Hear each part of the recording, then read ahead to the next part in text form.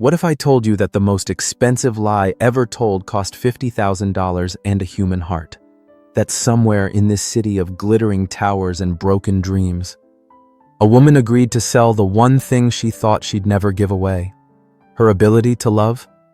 This is the story of how a contract meant to save two people from their loneliness ended up destroying everything they thought they knew about themselves. It's about the price we pay for perfection, the cost of keeping up appearances, and what happens when the heart refuses to follow the rules we set for it. But most of all, it's about Sophia Blake, a woman who thought she knew exactly what love was worth until she met the man who would prove her wrong. The eviction notice felt like ice against Sophia's trembling fingers as she read it for the third time, hoping the words would somehow rearrange themselves into something less devastating. 30 days. That's all that stood between her and homelessness, between her dreams and complete disaster. She pressed her back against the door of her studio apartment, if you could even call it that. At 400 square feet, it was barely larger than some people's closets, but it had been her sanctuary for 2 years. The place where she'd studied until 3 in the morning, where she'd celebrated small victories and mourned crushing defeats, where she'd built the fragile foundation of the life she was desperately trying to create. Now it was all crumbling. Sophia sank onto her secondhand couch, the springs protesting under her weight, and surveyed the chaos of her existence. Textbooks stacked like ancient monuments to her academic ambitions. A laptop held together with electrical tape and determination. Bills scattered across her coffee table like fallen leaves, each one stamped with increasingly threatening red letters. She was 3 jobs away from broke, and somehow still losing ground. The irony burned like acid in her throat. Here she was, 1 semester away from graduating summa cum laude with degrees in business and economics, and she couldn't even manage her own financial crisis.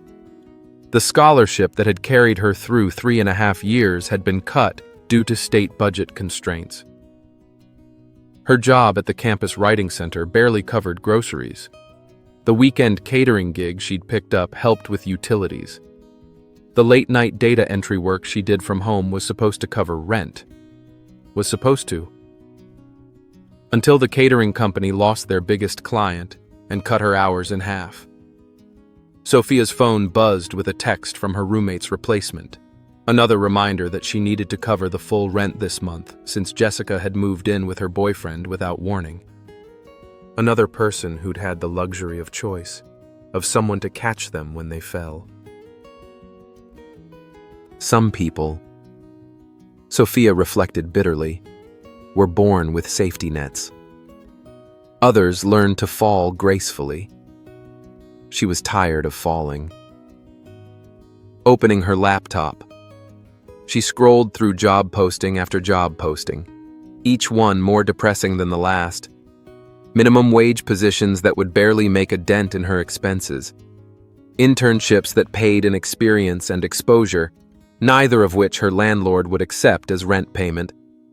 Work-study programs that conflicted with her class schedule. That's when she saw it. Buried between a posting for a part-time retail position and an advertisement for experimental drug trials, a single listing that made her heart skip a beat. Executive seeks professional female companion for social engagements. Discreet arrangement. Exceptional compensation for the right candidate. Serious inquiries only. The contact information led to Blackstone. Sterling and Associates, one of the most prestigious law firms in the country. Sophia had heard of them, of course. Everyone had. They were the firm that represented Fortune 500 companies, political dynasties, old money families who treated the law like a family heirloom passed down through generations. Her finger hovered over the phone number for a full 10 minutes before she found the courage to dial. Blackstone, Sterling and Associates. How may I direct your call? The receptionist's voice was crisp, professional, with the kind of polished accent that came from expensive boarding schools and cotillion classes. I'm calling about a companion position? I saw a listing. Silence stretched across the line like a held breath. Please hold. The classical music that filled her ear was the kind of subtle sophistication that probably cost more to license than Sophia made in a month. She was about to hang up when a different voice came on the line, deeper, more commanding, with the kind of authority that suggested it was used to being obeyed without question. This is Damien Blackstone. You're calling about the posting? Sophia's breath caught in her throat. Damien Blackstone. She'd seen his face on magazine covers, in newspaper business sections, in the society pages of publications she couldn't afford to buy. He was the golden boy of the legal world, the youngest senior partner in the firm's 100-year history, the heir to a legal dynasty that had shaped the city's power structure for generations. He was also, according to every gossip column in the city, devastatingly handsome and frustratingly single. Yes, she managed, her voice steadier than she felt. I'm interested in learning more about the position. Can you be here in 2 hours? 42nd floor of the Meridian Tower. Sophia glanced at the clock, calculating travel time and the small matter of making herself presentable for what was undoubtedly going to be the most important interview of her life. I can be there. Ask for me at reception. And Miss Blake. Sophia Blake. Miss Blake. Something in the way he said her name sent an unexpected shiver down her spine. I should mention that this conversation requires absolute discretion. The nature of this position demands complete confidentiality. Are we understood? Perfectly understood. Good. I'll see you in 2 hours. The line went dead, leaving Sophia staring at her phone in disbelief. What had she just agreed to? And more importantly, what kind of position required that level of secrecy? But as she looked around her tiny apartment, at the eviction notice still clutched in her hand, at the bills that would bury her dreams if she couldn't find a way to pay them, she realized she was past the point of being picky. Sometimes desperation made you brave. Sometimes it made you stupid. Sometimes, if you were very unlucky, it made you both. The Meridian Tower was the kind of building that existed to intimidate, all glass and steel and uncompromising angles, reaching toward the sky like a monument to human ambition. Sophia had walked past it hundreds of times during her years in the city, but she'd never imagined she'd have reason to go inside. The lobby was an exercise in understated power, with marble floors that probably cost more than most people's cars and art installations that whispered rather than shouted their value. Business-suited figures moved through the space with the kind of purposeful confidence that came from knowing exactly where they belonged in the world's hierarchy. Sophia felt like an imposter in her best interview outfit, a black blazer she'd bought secondhand, and a pencil skirt that had seen better days. But she squared her shoulders and approached the reception desk with as much confidence as she could manufacture. Sophia Blake for Mr. Blackstone.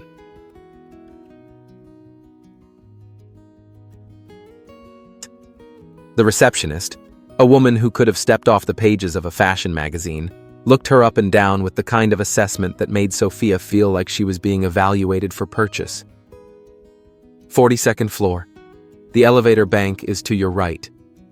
The elevator ride felt endless, each floor marked by a soft chime that counted down to what felt like her doom. When the doors finally opened, she was greeted by a reception area that redefined her understanding of luxury. The law firm's offices were a temple to success, all dark wood and muted lighting, with oil paintings that looked like they belonged in museums and Persian rugs that had probably been passed down through generations. "Mr. Blackstone will see you now," another receptionist informed her, leading her down a hallway lined with portraits of distinguished-looking men who radiated the kind of authority that came from generations of privilege. The door at the end of the hall bore a simple brass nameplate: Damien Blackstone, senior partner. Sophia's guide knocked once and entered. "Mr. Blackstone, Miss Blake is here. Send her in." Sophia stepped into the office and immediately understood why Damien Blackstone was so successful. The man behind the massive mahogany desk commanded attention without saying a word. Tall, broad-shouldered, with the kind of classical features that belonged on ancient sculptures. His dark hair was perfectly styled. His suit was clearly bespoke, and his eyes were the color of storm clouds, intelligent and assessing and completely focused on her. He was, quite simply, the most beautiful man she had ever seen. "Miss Blake." He rose from his chair with fluid grace, extending a hand across the desk. "Please, sit." His handshake was firm, warm, and brief, professional in every way except for the electricity that shot up Sophia's arm at the contact. She settled into the leather chair across from his desk, trying to project a confidence she absolutely did not feel. "Before we begin," Damien said, his voice carrying the kind of cultured accent that spoke of Ivy League educations and summer homes in Martha's Vineyard, "I need you to sign this." He slid a document across the polished surface of his desk. Non-disclosure agreement, stamped with the firm's letterhead and written in the kind of legal language that made Sophia's business degree feel inadequate. "May I ask what I'm agreeing not to disclose?" Something that might have been approval flickered across Damien's features. "Smart question.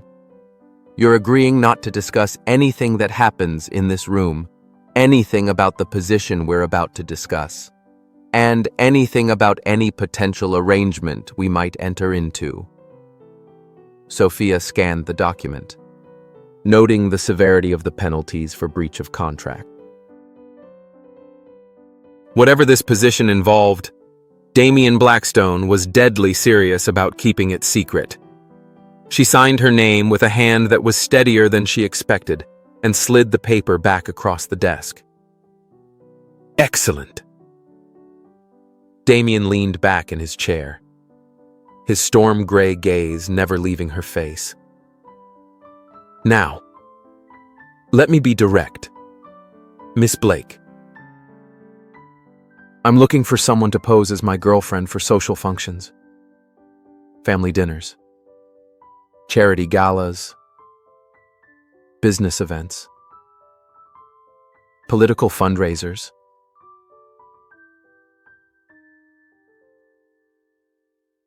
The arrangement would be temporary, approximately 4 months, and would require absolute commitment to the role.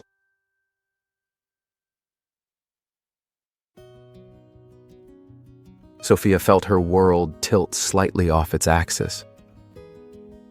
"You want to hire a fake girlfriend?" "I want to hire a professional companion who can convincingly portray my romantic partner. Yes. Someone who can hold intelligent conversations with senators and CEOs. Someone who won't be intimidated by old money and older prejudices. Someone who can play the role of a woman worthy of my attention." The clinical way he described it made Sophia's cheeks burn. "And why exactly do you need to hire someone for this? Surely a man in your position." Damien's jaw tightened almost imperceptibly. My personal life has become a matter of public speculation and family interference. My mother has taken it upon herself to arrange my romantic future, introducing me to what she considers suitable candidates with increasing frequency and determination. My sister has begun hosting dinner parties specifically designed to showcase eligible women. The press has started referring to me as the city's most elusive bachelor, which has only intensified the attention. He stood and moved to the window, his hands clasped behind his back as he looked out at the city sprawling below them. I need space to focus on my work without constant questions about my dating life. A steady girlfriend would provide that space while satisfying my family's concerns about my future. And you can't just tell them to back off. Damien turned back to her, and for a moment, his carefully constructed professional mask slipped. She caught a glimpse of something vulnerable underneath. Exhaustion, maybe, or frustration. Miss Blake, have you ever tried to reason with a woman who's convinced that your happiness depends entirely on finding the right spouse? A woman who's made it her mission to see you settled with children before you turn 35? Despite the gravity of the situation, Sophia found herself smiling. I can't say that I have. My mother is a force of nature. She's also relentless, well-connected, and completely convinced that she knows what's best for my future. A serious girlfriend would be the only thing that could redirect her attention. Sophia's practical mind kicked into overdrive. What kind of compensation are we talking about? Damien named a figure that made Sophia's heart stop completely. It was more money than she'd ever seen, more than she could make in a year at any job she was qualified for. It was enough to pay off her student loans, cover her rent for the next 2 years, and still have money left over to actually focus on her studies instead of working 3 jobs just to survive. She swallowed hard, trying to find her voice. That's a substantial amount. The role demands substantial commitment. You'd need to attend events multiple times per week, interact convincingly with some of the most powerful people in the country, and maintain the illusion of a genuine relationship with me. It's more challenging than you might imagine. Sophia studied his face, looking for any sign that this was some kind of elaborate joke. But Damien Blackstone's expression was completely serious, his eyes steady and focused on hers. "Why me?" she asked quietly. Why not hire an actual professional, an escort or actress or someone trained for this kind of thing? Something dark flashed across Damien's features. This isn't that kind of arrangement. Miss Blake, what I need is someone who can hold her own in conversations about economics and politics. Someone who won't be impressed by wealth or intimidated by power. Someone who understands the difference between playing a role and compromising her integrity. He moved back to his desk, pulling out a file that was surprisingly thick. I researched you thoroughly before making that call. Sophia Blake, 22 years old, senior at the university with a double major in business and economics. Cumulative GPA of 3.9. You work 3 jobs to pay for school. You're from a middle-class background. You have no criminal record, no scandals, no social media presence that would be problematic. You're also...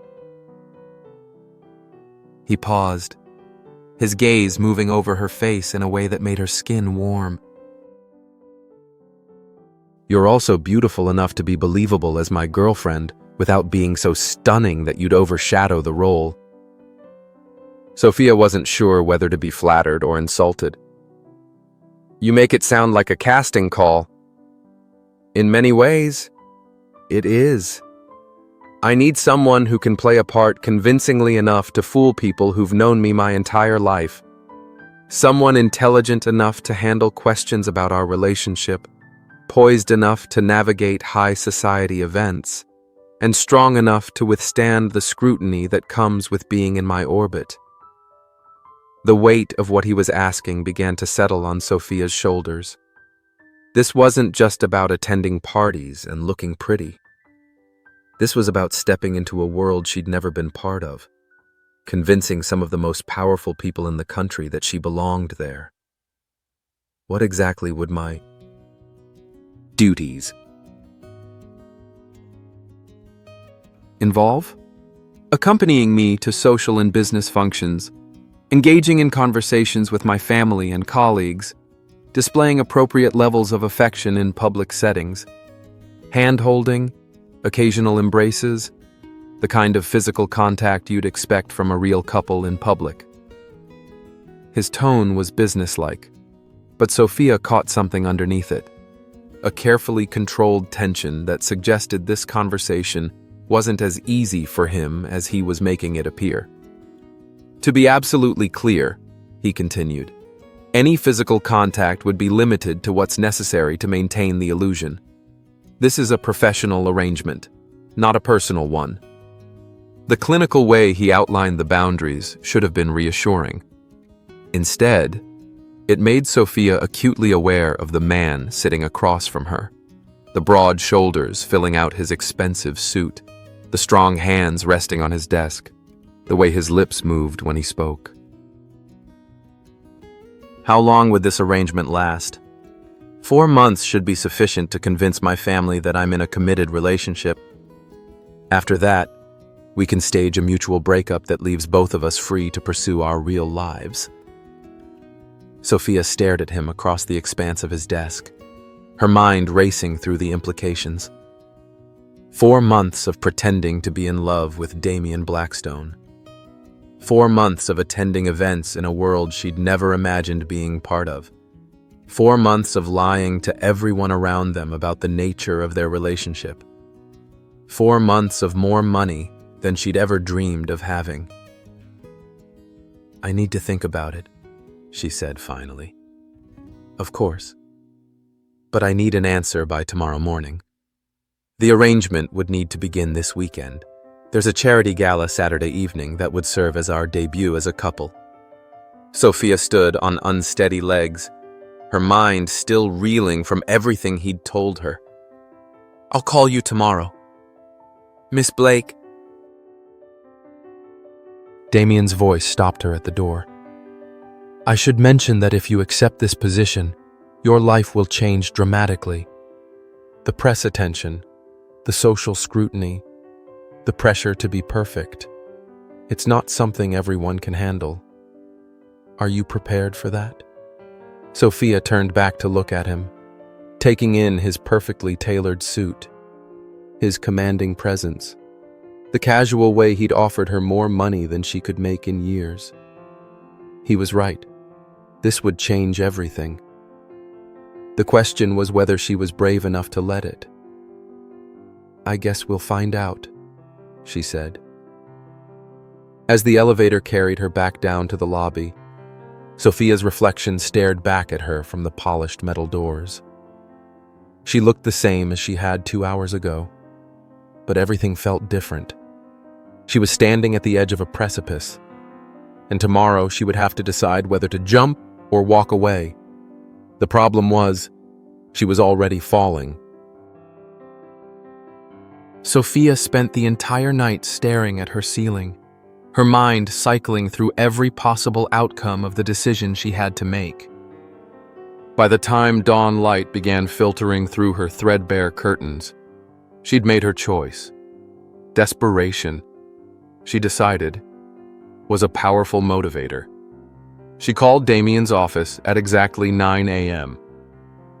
I'll do it. Excellent. Can you be here this afternoon? We'll need to discuss terms and prepare you for Saturday's event. Prepare me how? You'll see. 2 o'clock. Miss Blake, don't be late.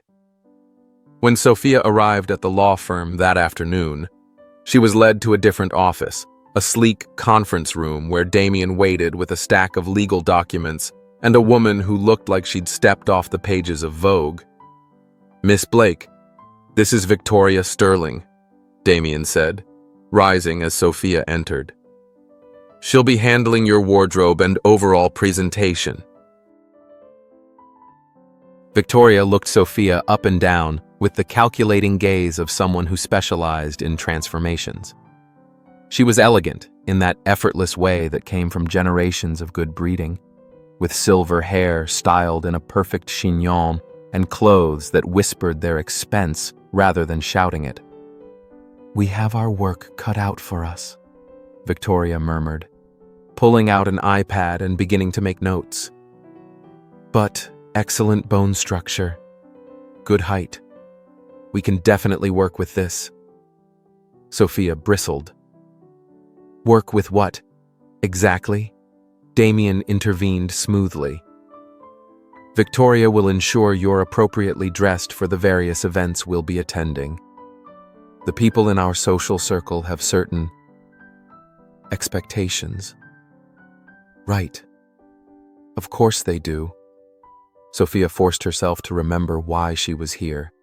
The money, her future, her survival. "What do I need to know?" Victoria launched into what could only be described as a masterclass in high society deportment.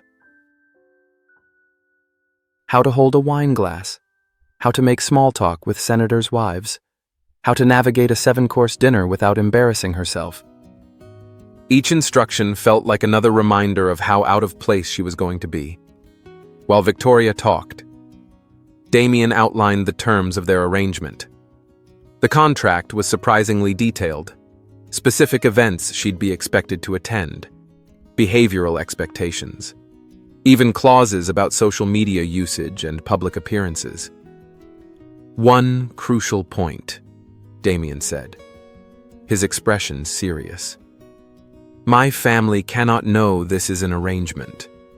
My mother is particularly perceptive, and my sister Caroline is suspicious by nature. You'll need to convince them that our relationship is completely genuine." "What's our story? How did we meet?" "We'll keep it simple and close to the truth. You're a business student. We met at a university guest lecture I gave 6 weeks ago. You asked intelligent questions afterward. I was impressed by your insights, and we began dating." Sophia nodded, trying to absorb all the details. "What about my background? Won't they find it strange that you're dating someone from a different social class?" Damien's expression flickered with something that might have been respect. "Excellent question. My success is built on merit, not just family connections. It wouldn't be out of character for me to be attracted to intelligence and ambition over social pedigree."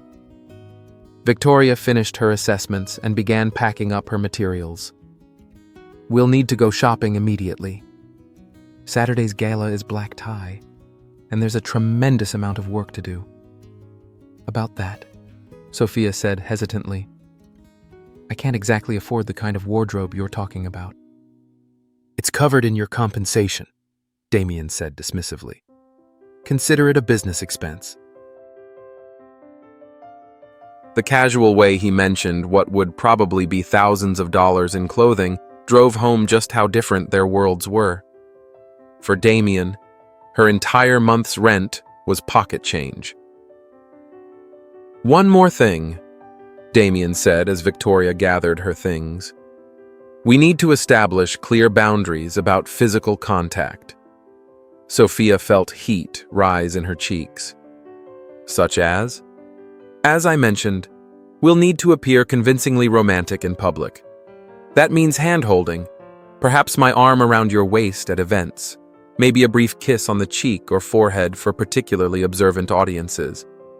His tone remained professional, but Sophia noticed the slight tension in his jaw. "Anything beyond that would be unnecessary and inappropriate for our arrangement." "Understood." Sophia tried to match his clinical tone, ignoring the way her stomach fluttered at the mention of kissing, even something as innocent as a peck on the cheek. "Good. Victoria will handle your preparations tomorrow." "Saturday evening. I'll pick you up at 7. As Sophia left the building that afternoon, her head was spinning with everything that had just happened. In the span of 24 hours, her life had taken a turn she never could have imagined.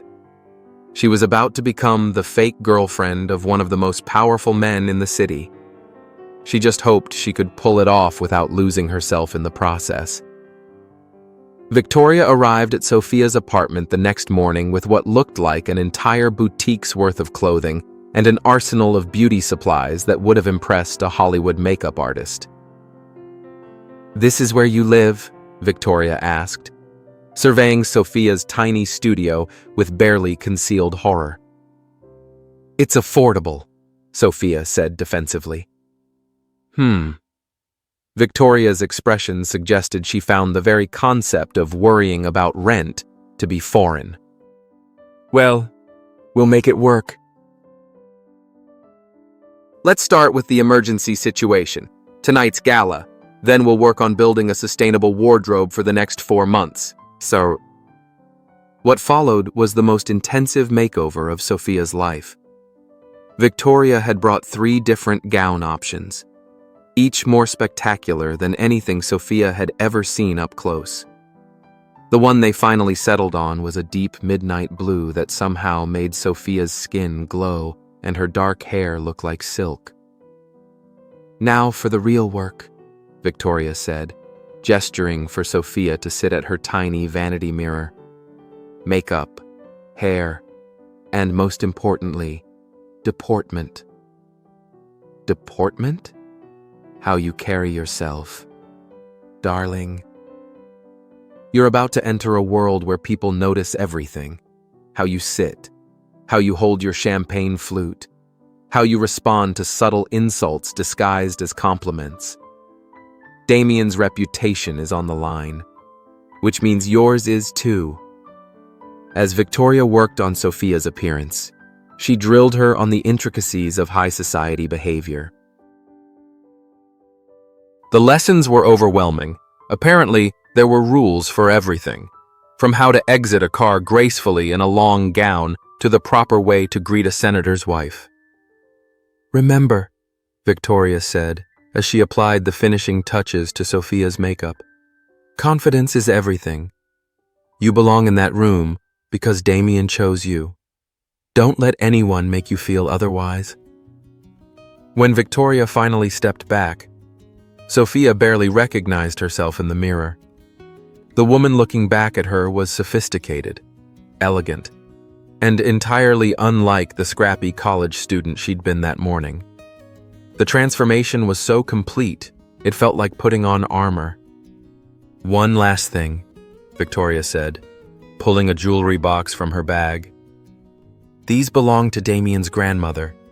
He thought they would be appropriate for tonight." The pearls were luminous, clearly antique, and probably worth more than Sophia's car. As Victoria fastened them around her neck, the weight of them felt symbolic. She was literally wearing the history of Damien's family. "Don't lose them," Victoria said dryly. "They're irreplaceable." After Victoria left, Sophia sat in her transformed apartment, staring at herself in the mirror. The gown was beautiful, her hair and makeup were flawless, and the pearls caught the light like captured moonbeams. But underneath all the polish, she was still Sophia Blake, the girl who counted pennies and lived on ramen noodles. At exactly 7 o'clock, there was a knock at her door. Sophia took a deep breath, grabbed the small clutch Victoria had selected, and opened the door. Damien stood in the hallway, and for a moment, neither of them spoke. He was wearing a perfectly tailored tuxedo that emphasized his broad shoulders and lean frame, but it was the expression on his face that made Sophia's breath catch. He looked stunned. "Miss Blake," he said finally, his voice rougher than usual. "You look extraordinary." "Thank you." Sophia felt heat rise in her cheeks. "You look pretty impressive yourself." Something flickered in his eyes. Surprise, maybe, or amusement, before his professional mask slipped back into place. "Shall we?" The car waiting downstairs was exactly what Sophia had expected. A sleek black sedan with a driver who probably made more in a year than she'd ever seen. As she slid across the leather seats, she caught the subtle scent of Damien's cologne, something expensive and masculine that made her stomach flutter in ways she absolutely could not afford.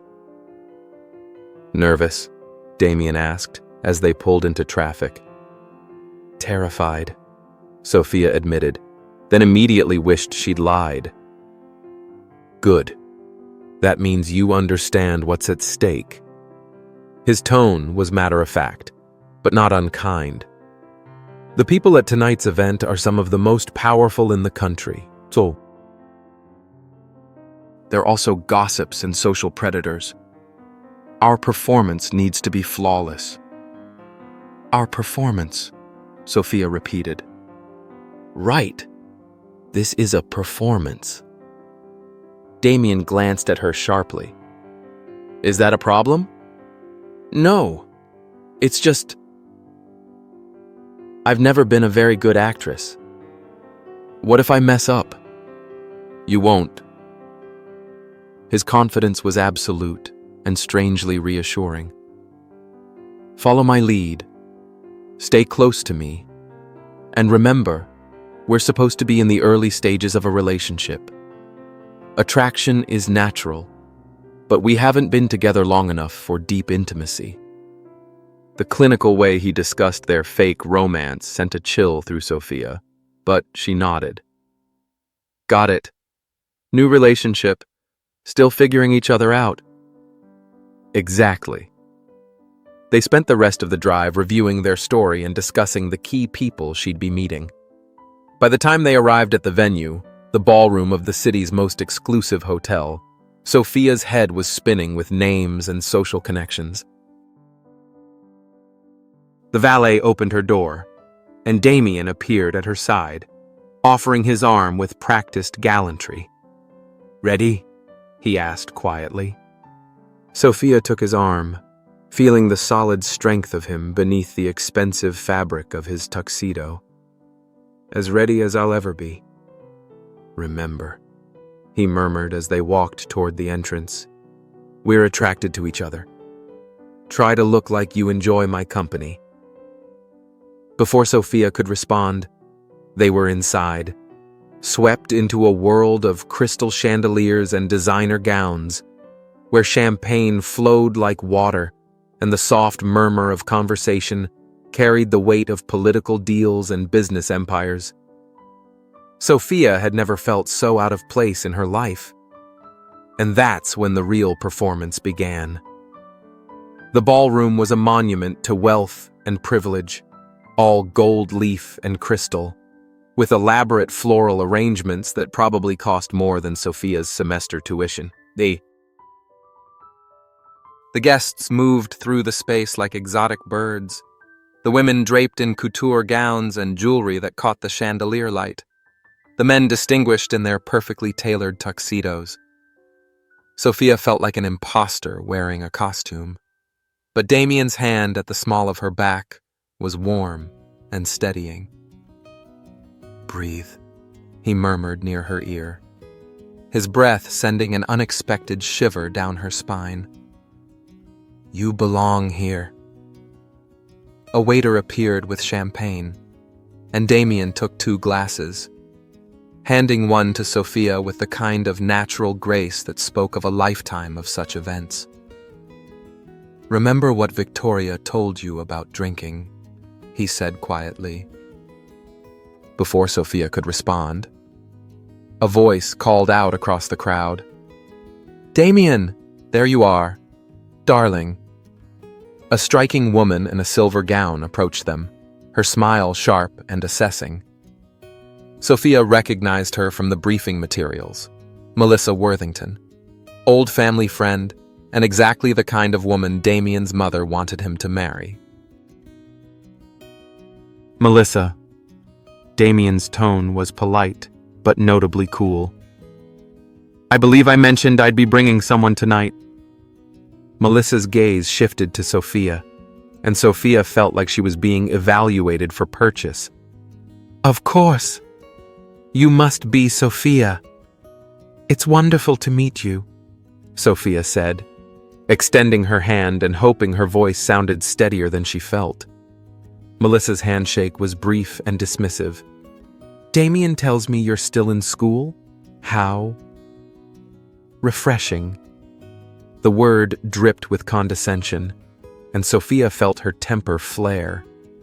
But Damien's hand tightened almost imperceptibly at her back. A warning. "Sophia's finishing her business degree," Damien said smoothly, and the pride in his voice sounded so genuine that Sophia almost believed it herself. Her analysis of sustainable investment strategies is actually quite brilliant. The warmth in his tone made Sophia's chest tight. She glanced up at him, surprised by the conviction in his expression. "How wonderful," Melissa said, though her tone suggested she found it anything but. "And how did you two meet?" Sophia launched into their rehearsed story about the guest lecture, acutely aware of Melissa's skeptical gaze. Damien played his part perfectly, adding details that made their relationship sound natural and convincing. "Well," Melissa said when Sophia finished, "how romantic. A professor and his student." "Guest lecturer," Damien corrected firmly. "And Sophia wasn't my student. The implications you're making are inappropriate. Melissa." The rebuke was gentle, but unmistakable, and Melissa's cheeks flushed slightly. "Of course. I didn't mean to imply." She recovered quickly, her smile returning. "I should let you two enjoy the evening. Damien, your mother is looking for you." As Melissa glided away, Sophia let out a breath she hadn't realized she'd been holding. "Well done," Damien murmured. "You handled that perfectly." "She hates me. She's threatened by you. There's a difference." His hand was still at her back, and Sophia was becoming uncomfortably aware of how natural it felt. "Come on, let's get this over with." They moved through the crowd like dancers, Damien introducing Sophia to what felt like hundreds of people.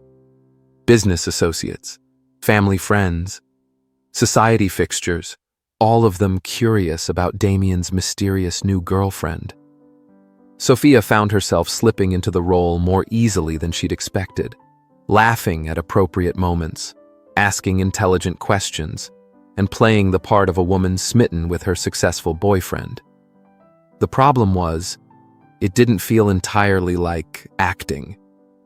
Damien was different here than he'd been in his office. He was charming, attentive, and occasionally genuinely funny. When he introduced her to people, his hand remained at her waist or back, a constant warm presence that made her feel protected rather than possessed. When someone made a subtle dig about her background, he deflected it so smoothly that she wasn't even sure the speaker realized they'd been shut down. "You're good at this," Sophia murmured during a brief lull in conversation. "Good at what?" "Playing the devoted boyfriend." Something unreadable flickered across his face. "I'm a lawyer. I'm good at playing roles." The reminder that this was all just an act stung more than it should have. Sophia forced a smile. "Right. Just a role." Before Damien could respond, an elegant older woman approached them, and Sophia's stomach dropped. She recognized her immediately from the photos Damien had shown her.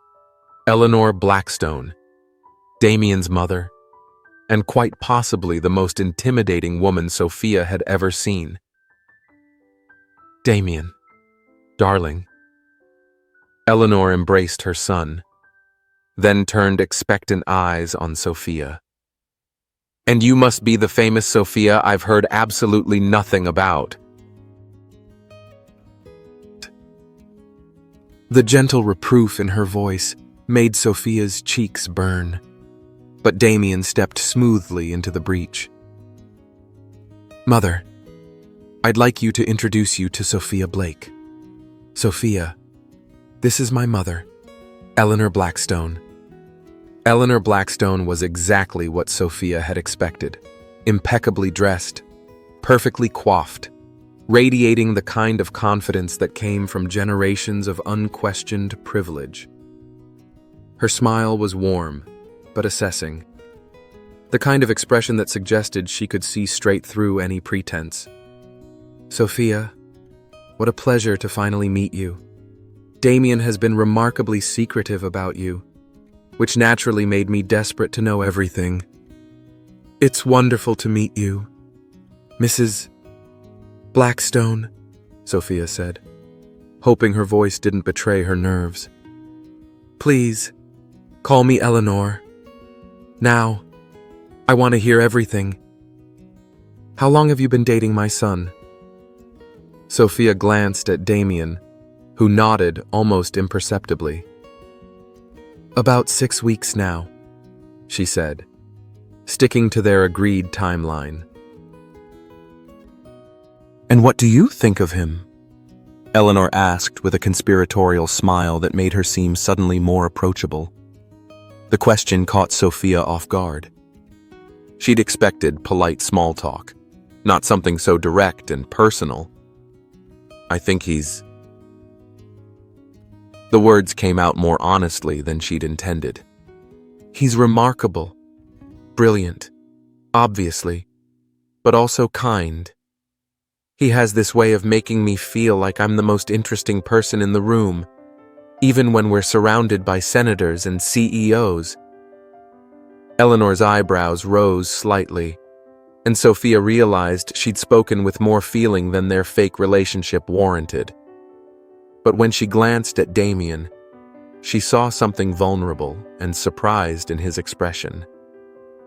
"How lovely," Eleanor said, her tone warmer now. "And what are your intentions with my son?" "Mother," Damien warned, a note of embarrassment in his voice. "What? It's a perfectly reasonable question. Sophia seems like a lovely girl, but I want to know she's serious about you." Sophia felt trapped. How was she supposed to answer that when their relationship had a built-in expiration date?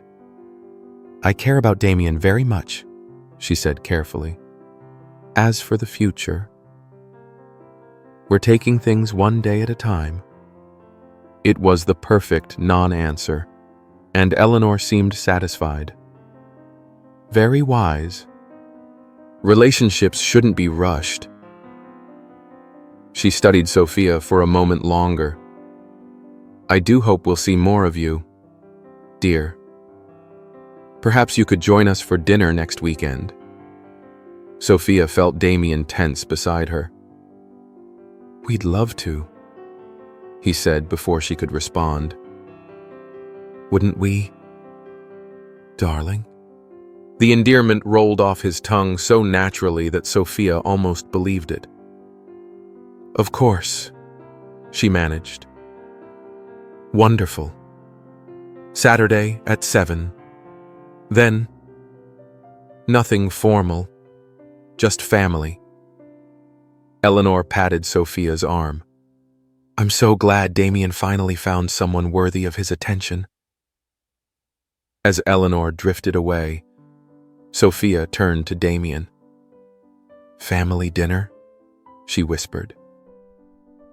"Part of the job," he said, but his jaw was tight. "You did extremely well with her.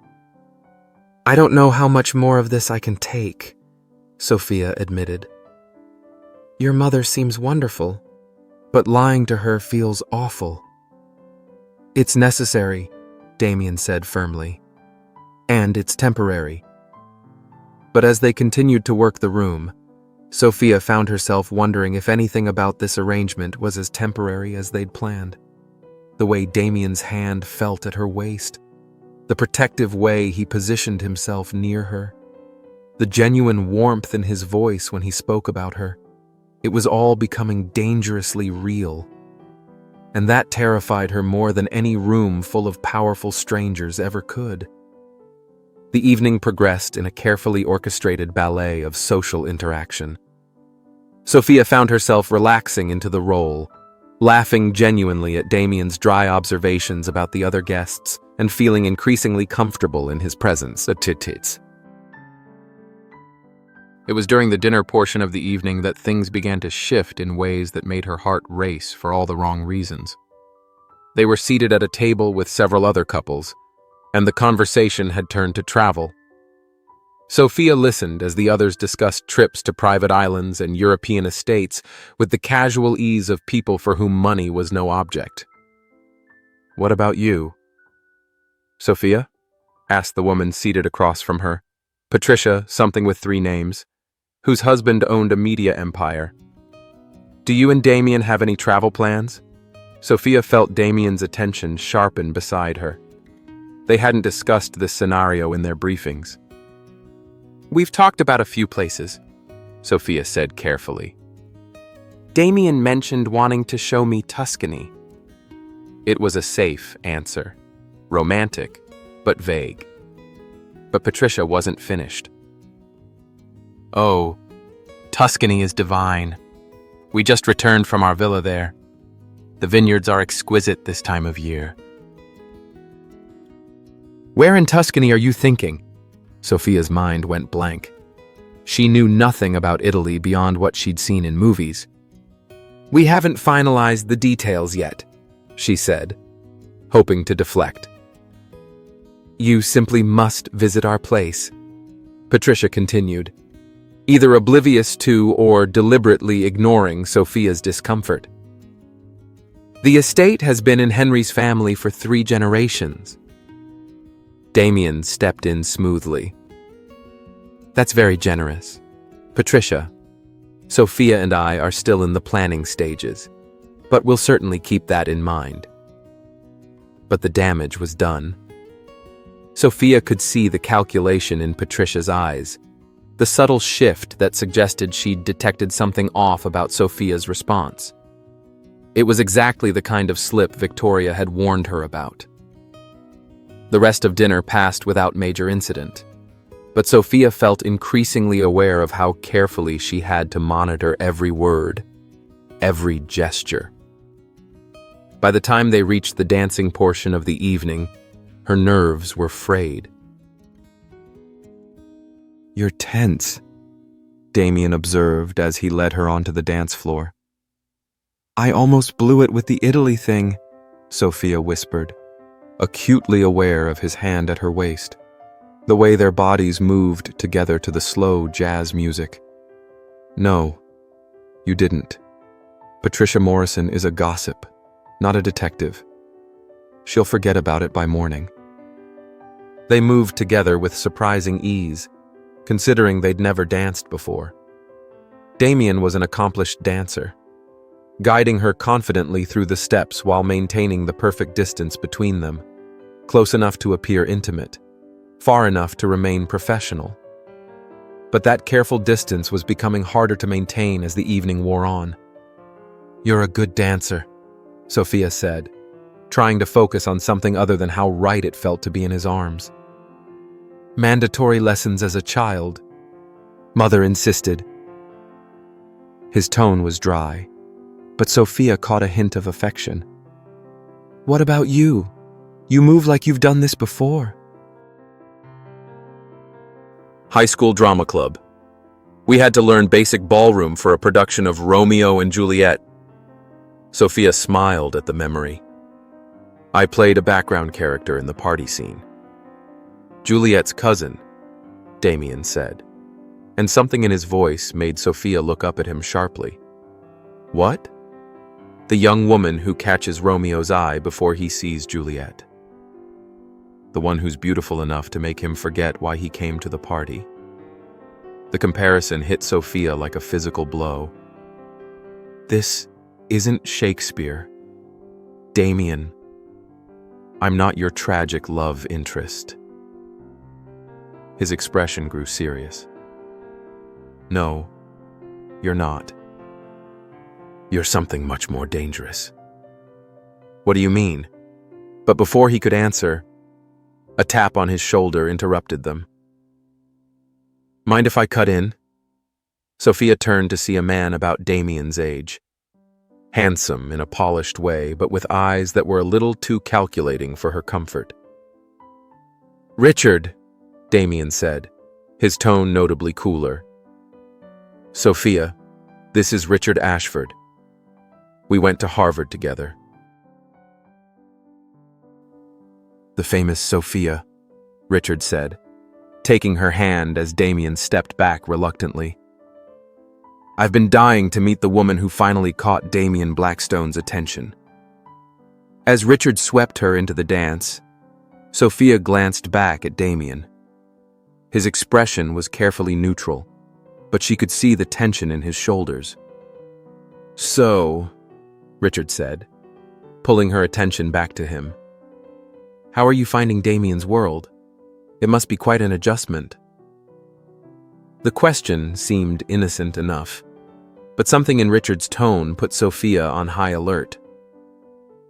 Everyone's been very welcoming, she said diplomatically. I'm sure they have. The Blackstones are nothing if not polite. Richard smiled, but it didn't reach his eyes. Though I imagine some circles might be curious about Damien's choice in companions. Sophia felt a spike of anger. Excuse me?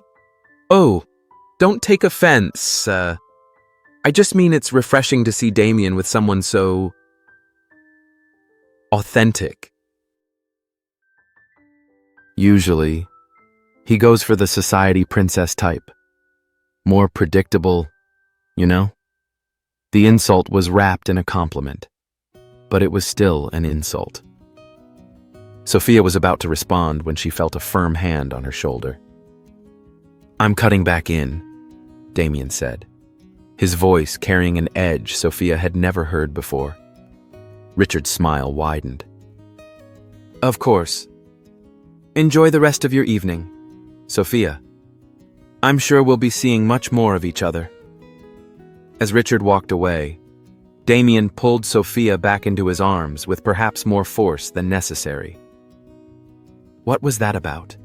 Sophia asked. Richard is competitive. He's also an ass. Damien's jaw was tight. What did he say to you? Nothing important. Just making observations about your usual type. Damien's expression darkened. Richard doesn't know what he's talking about. Doesn't he? Sophia looked up at Damien. I mean, he's right, isn't he?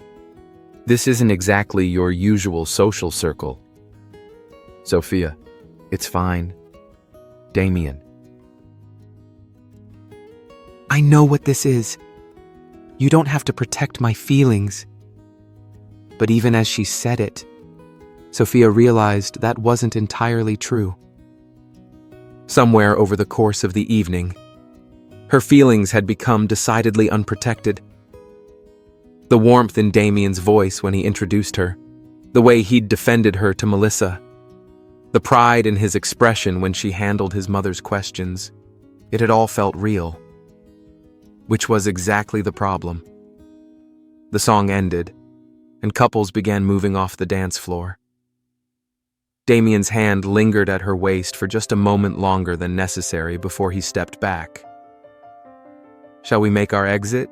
He asked. We've been seen by everyone who matters.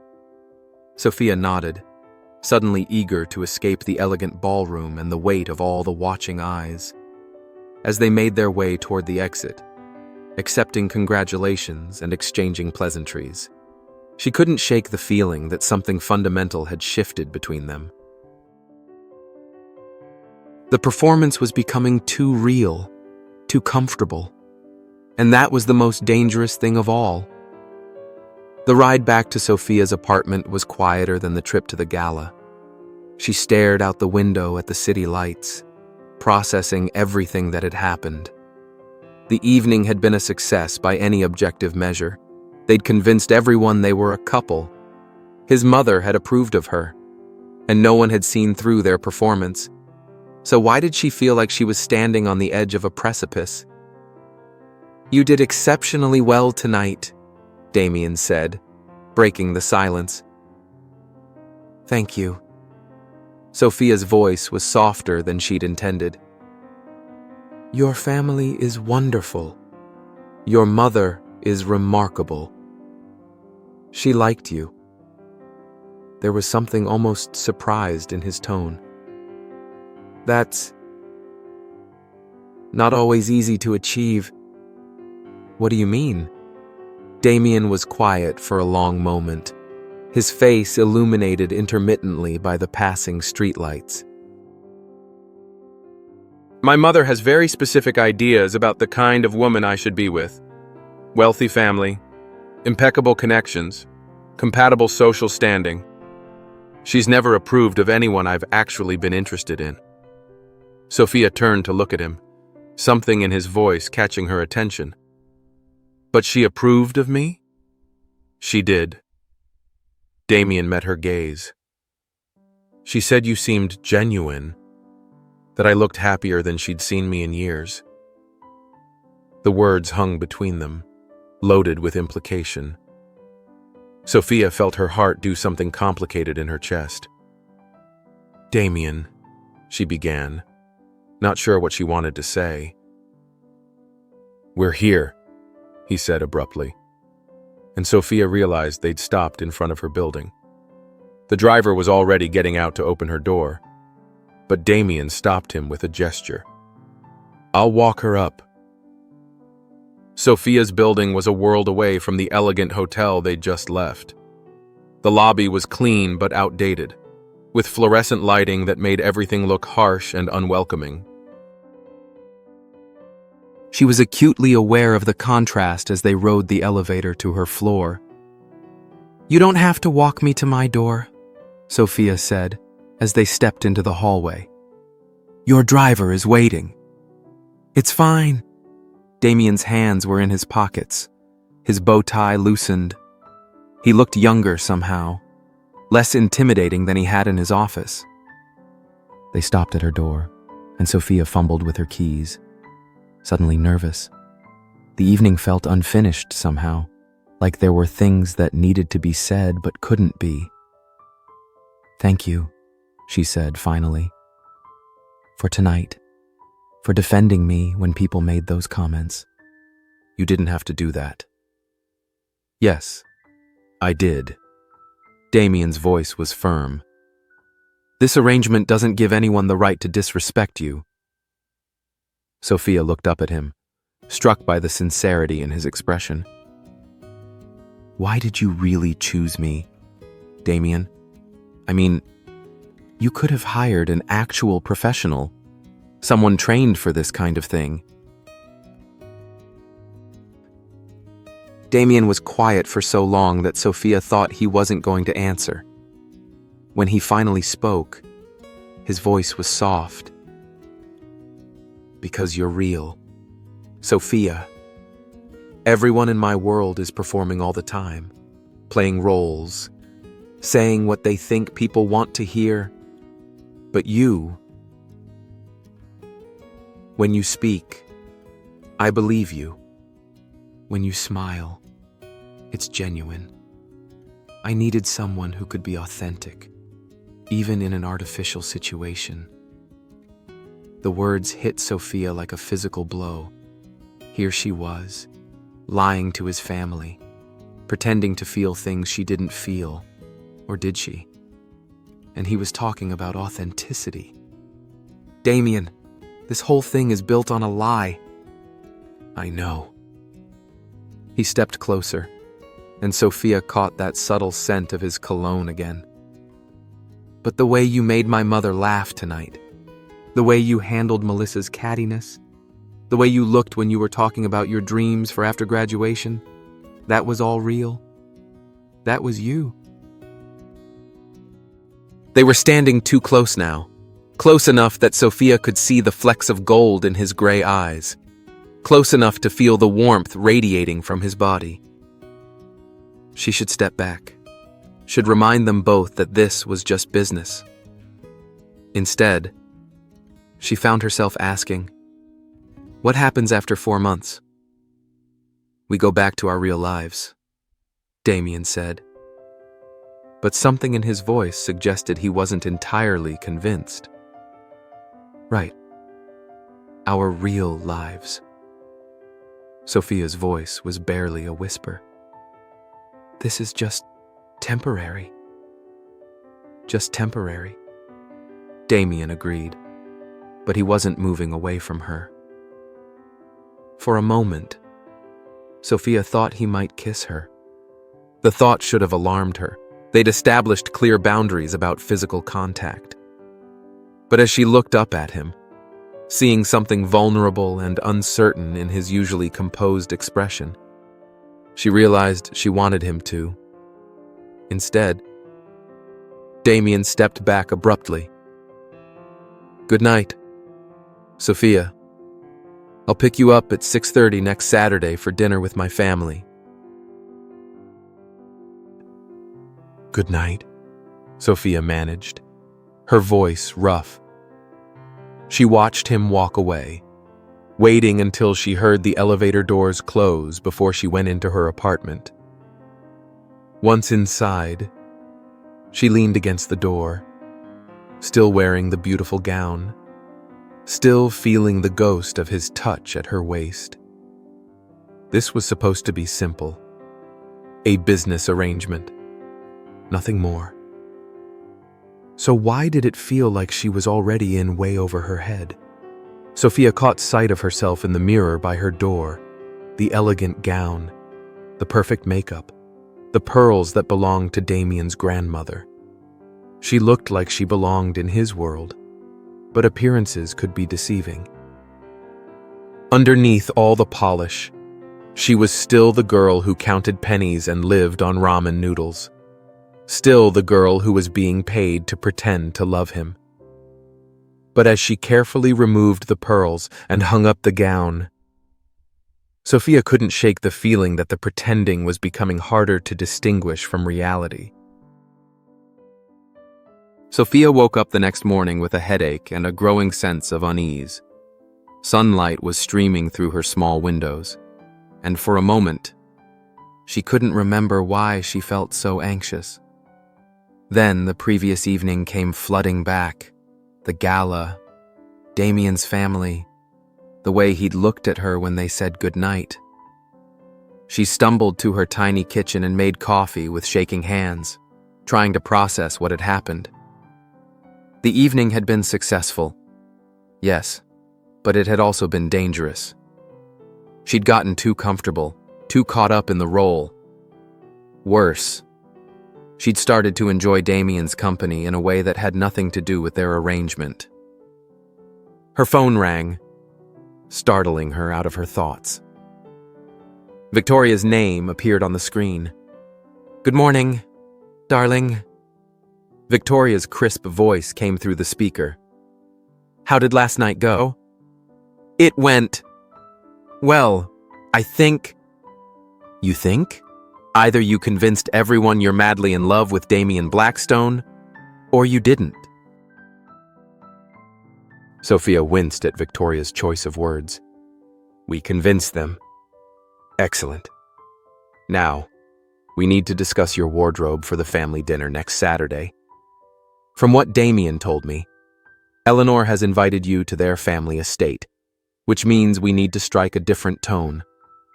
Less glamorous, more approachable, but still polished enough to meet Blackstone's standards." As Victoria rattled off clothing options and styling notes, Sophia found herself only half listening. Her mind kept drifting to Damien's words from the night before, about her being real, about the way she'd made his mother laugh. "Sophia?" Are you listening? Sorry. Yes. Approachable but polished. Got it. Is everything all right? You sound distracted. Sophia considered confiding in Victoria, then thought better of it. Victoria was being paid by Damien. Her loyalty was clear. I'm fine. Just tired. Well, get some rest. The family dinner will be more challenging than last night's gala. At a public event, you only need to convince strangers. At a family dinner, you'll be under the microscope of people who've known Damien his entire life. His sister Caroline will be there. And she's perceptive. After Victoria hung up, Sophia sat in her tiny kitchen, staring at her coffee and trying to figure out what she'd gotten herself into. The money was life-changing. She couldn't deny that. But somewhere between the elegant ballroom and Damien's surprisingly gentle touch, this had stopped feeling like just a job. Her phone buzzed with a text message. Thank you again for last night. You were extraordinary. D. Sophia stared at the message for a long time before typing back. Just doing my job. She hit send, then immediately regretted the coldness of her response. But she needed to reestablish boundaries, needed to remind them both what this really was. Her phone buzzed again almost immediately. Of course. I'll see you Saturday. The formality of his response stung more than it should have. This was what she'd wanted. Distance. Professionalism. So why did it feel like a rejection? Sophia spent the rest of the morning trying to focus on her schoolwork, but her mind kept wandering to the feel of Damien's hand at her waist, the warmth in his voice when he'd spoken about her to his mother, the way he'd stepped in when Richard Ashford had made his subtle digs. She was in trouble. Real trouble. Because somewhere between signing that contract and dancing in his arms, she'd started to care about Damien Blackstone in ways that had nothing to do with money. And that was the last thing either of them could afford. Saturday evening arrived with unseasonable rain, matching Sophia's mood perfectly. She'd spent the week throwing herself into her studies and work, trying to push thoughts of Damien and their arrangement to the back of her mind. It had worked, mostly. Until Saturday afternoon, when Victoria arrived with another carefully curated outfit and a list of conversation topics deemed appropriate for dinner with the Blackstone family. Remember, Victoria said as she put the finishing touches on Sophia's makeup, this is a different kind of performance. More intimate, more personal. They'll be looking for cracks in your facade. Encouraging, Sophia muttered. I'm being realistic. Damien's sister Caroline will be there tonight. And she's brilliant. She's also fiercely protective of her brother. Don't underestimate her. The outfit Victoria had chosen was perfect for the occasion. A soft cashmere sweater in cream, paired with well-tailored slacks and understated jewelry. It struck exactly the right note between casual and elegant, approachable but expensive. Damien arrived precisely on time, as she'd expected. He was dressed more casually than she'd seen him before, dark slacks and a button-down shirt, no tie. It made him look younger, more approachable, and somehow even more attractive. Ready? He asked, and Sophia caught something tense in his expression. You're nervous too, she realized. My family can be intense, especially Caroline. He held the car door for her. Just remember, we're still in the early stages of dating. We don't have to have everything figured out.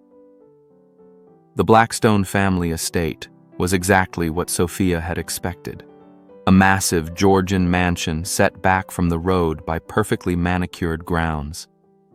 Light spilled from tall windows, giving it a warm, welcoming appearance that somehow made Sophia more nervous rather than less. "This is where you grew up?" she asked as they walked up the stone steps. "Part of the time. We also had apartments in the city, a house in the Hamptons, and a villa in France." Damien's tone was matter-of-fact, but Sophia detected a hint of discomfort. "It's a lot. I know." Before Sophia could respond, the front door opened, revealing Eleanor Blackstone in an elegant but casual outfit that probably cost more than Sophia's entire wardrobe. "There you are." Eleanor embraced her son, then turned to Sophia with a warm smile. "Sophia, dear, I'm so glad you could make it. Come in out of this dreadful weather." The interior of the house was even more impressive than the exterior, all dark wood paneling and original art, with the kind of understated elegance that came from generations of good taste and unlimited budgets. Family portraits lined the hallways, showing generations of distinguished-looking Blackstones who had shaped the city's power structure. "Caroline's in the library," Eleanor said as they walked through a series of beautifully appointed rooms. "She's been dying to meet you. Sophia." They entered a comfortable room lined with floor-to-ceiling bookshelves, where a woman who was clearly Damien's sister was curled up in a leather armchair with a glass of wine. Caroline Blackstone was beautiful in the same sharp-featured way as her brother, but there was a warmth in her expression that Damien often lacked, and an intelligence in her eyes that was immediately intimidating. "So, you're the mysterious Sophia," Caroline said, rising to greet them. "I was beginning to think Damien had made you up." "Caroline," Damien warned, but his tone was affectionate. "What? It's a reasonable concern. You've been more secretive about this relationship than usual." Caroline turned to Sophia with a smile that was both welcoming and assessing. "Though I can certainly see why he's been keeping you to himself." Sophia felt herself flush. "It's wonderful to meet you, Caroline." "Likewise. Now, tell me everything." "How did my stuffy older brother manage to charm someone as lovely as you?" "Caroline," Eleanor said reproachfully, "let them settle in before you start your interrogation." But Caroline was already settling back into her chair, clearly prepared for a lengthy conversation. "I'm genuinely curious. Damien has historically terrible taste in women, present company excluded, of course, so I want to know what makes you different." Damien's jaw tightened. "Thank you for that ringing endorsement." "Oh, please. Remember Victoria Pemberton, the one who thought climate change was a Chinese hoax?" Despite her nerves, Sophia found herself laughing. "A Chinese hoax?" "She was completely serious," Caroline said solemnly. "It took Damien 3 dates to realize she wasn't being ironic." "That's enough," Damien said, but Sophia could see he was fighting a smile. Eleanor returned with drinks, wine for the women, whiskey for Damien, and they settled into comfortable conversation. To Sophia's surprise, she found herself relaxing. The family dynamic was warm and genuine, full of the kind of affectionate teasing that spoke to real closeness. "So, Sophia," Eleanor said during a lull in conversation, "tell us about your family. Damien mentioned you're not from here originally?" Sophia's stomach tightened. They'd prepared for this question, but it still felt like walking through a minefield. "I grew up in California," she said. "Small town about an hour outside San Francisco. My parents owned a bookstore." "How lovely," Eleanor said. "What kind of bookstore?" "Independent. Mostly literary fiction and academic texts. Nothing fancy, just good books and strong coffee." Sophia smiled, remembering. "My mother used to say that a town wasn't civilized unless it had a good bookstore and a decent coffee shop." "Used to say?" Caroline picked up on the past tense immediately. "They passed away in a car accident during my sophomore year of college," Sophia said quietly. It was the truth, and the pain in her voice was real. They were driving home from a book fair in Sacramento. The room fell silent, and Sophia saw sympathy flash across all three faces. "I'm so sorry," Eleanor said softly. "That must have been devastating." "It was. But they always pushed me to get a good education, to build something bigger than what they could give me. Coming here, finishing school, it's what they would have wanted." Damien's hand found hers, squeezing gently. The gesture was supposed to be for show, but the comfort it provided was entirely real. "They sound like wonderful people," Caroline said. "No wonder you turned out so grounded. Damien could use more of that in his life." "Caroline," Damien warned again, but his grip on Sophia's hand tightened slightly. Dinner was served in an elegant dining room with a table that could have seated 20, but was set intimately for 4. The conversation flowed easily, covering everything from Sophia's studies to Caroline's work as a pediatric surgeon to Eleanor's various charitable commitments. It was during dessert that Caroline struck.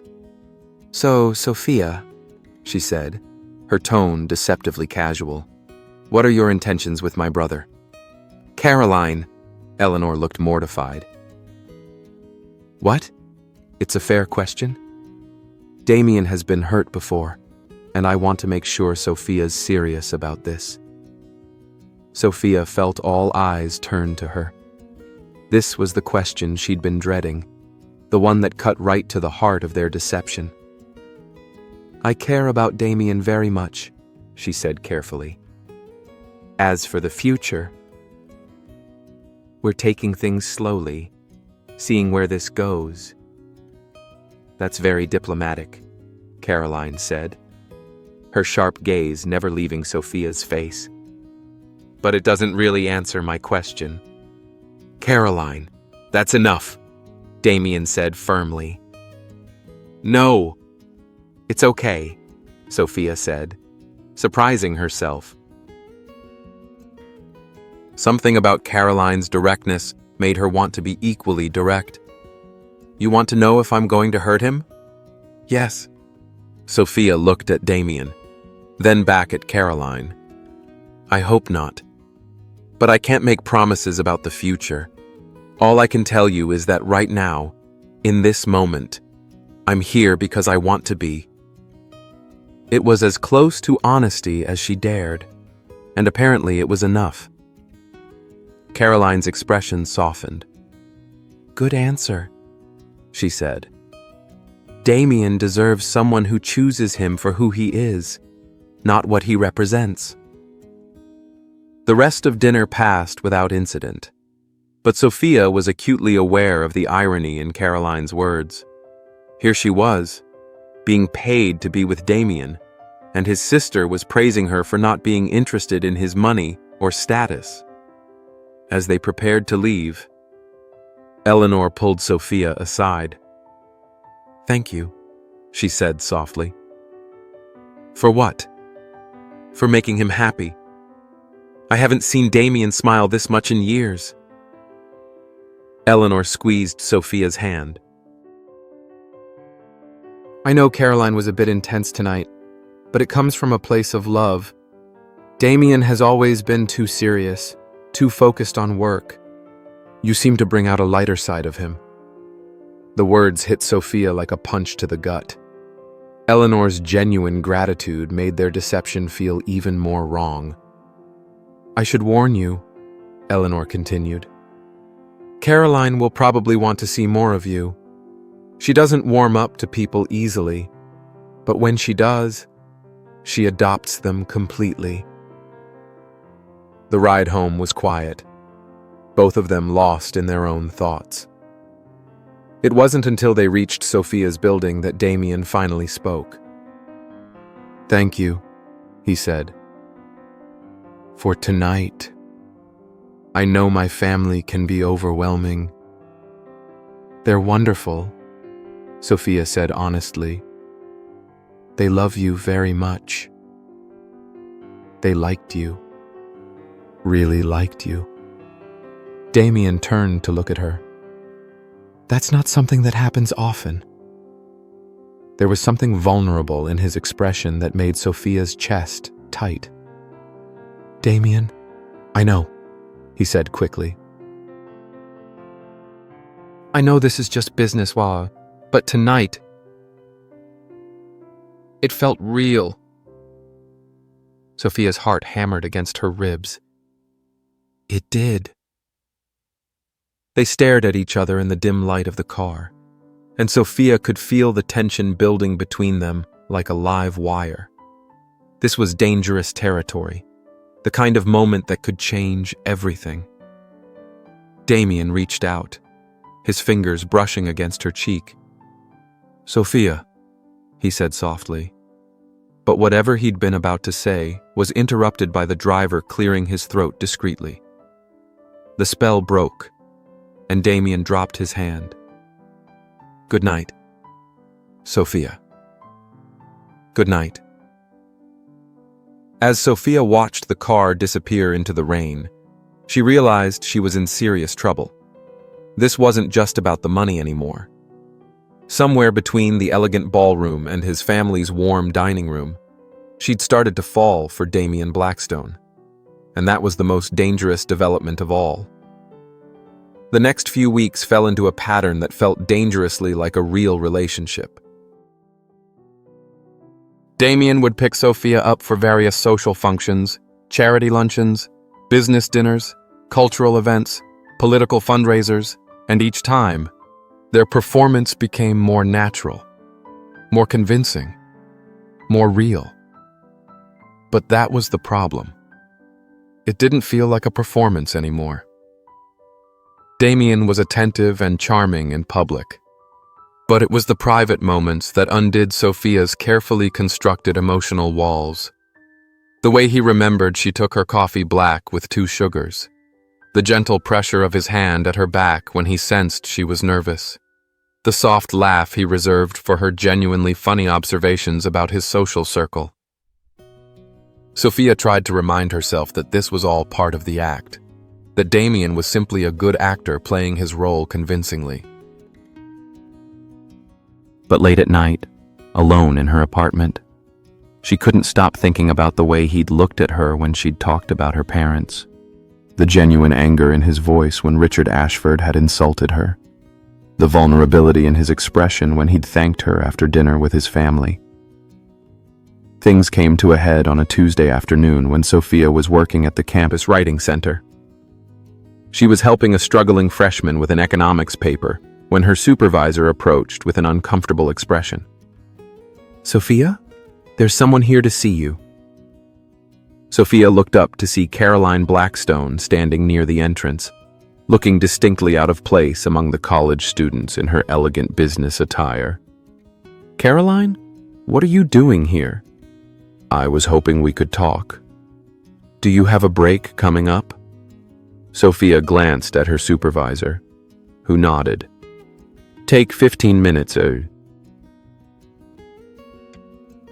They walked to a small cafe across from the writing center, Caroline drawing curious glances from students who probably sensed she didn't belong in their world. Once they were seated with coffee, Caroline got straight to the point. "I need to ask you something, and I need you to be completely honest with me." Sophia's stomach dropped. "Okay. Are you sleeping with my brother?" The question was so direct and unexpected that Sophia nearly choked on her coffee. "Excuse me?" "It's a simple question. Sophia, are you and Damien physically intimate?"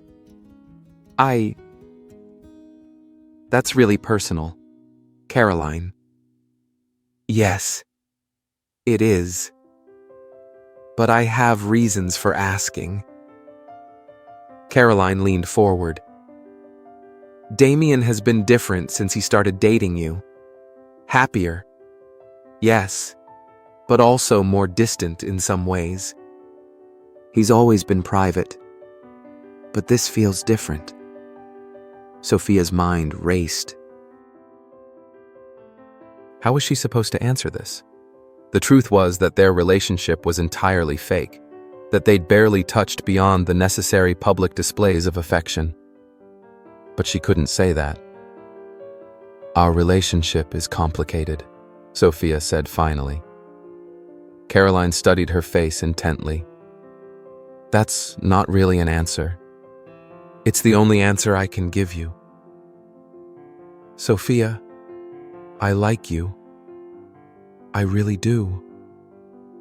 But I've watched my brother get hurt before, and I'm concerned that you're not being entirely honest with him, or with yourself, about what you want from this relationship."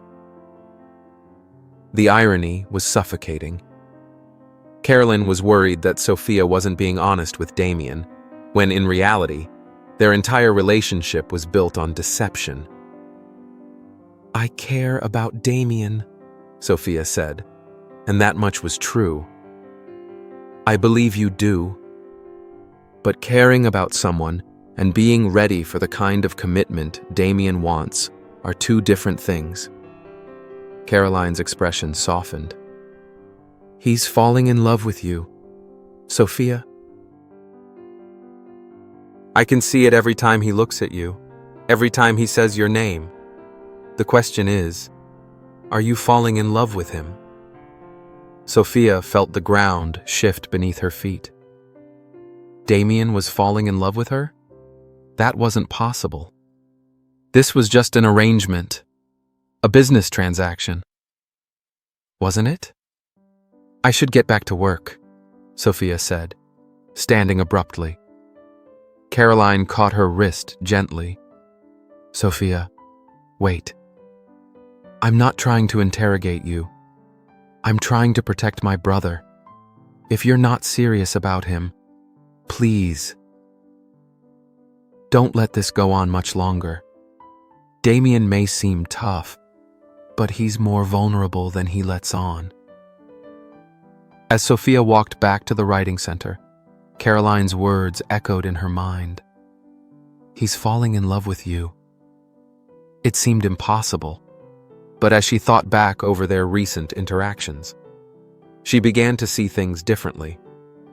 The way Damien's eyes lingered on her face when he thought she wasn't looking, the protective way he positioned himself near her at social events,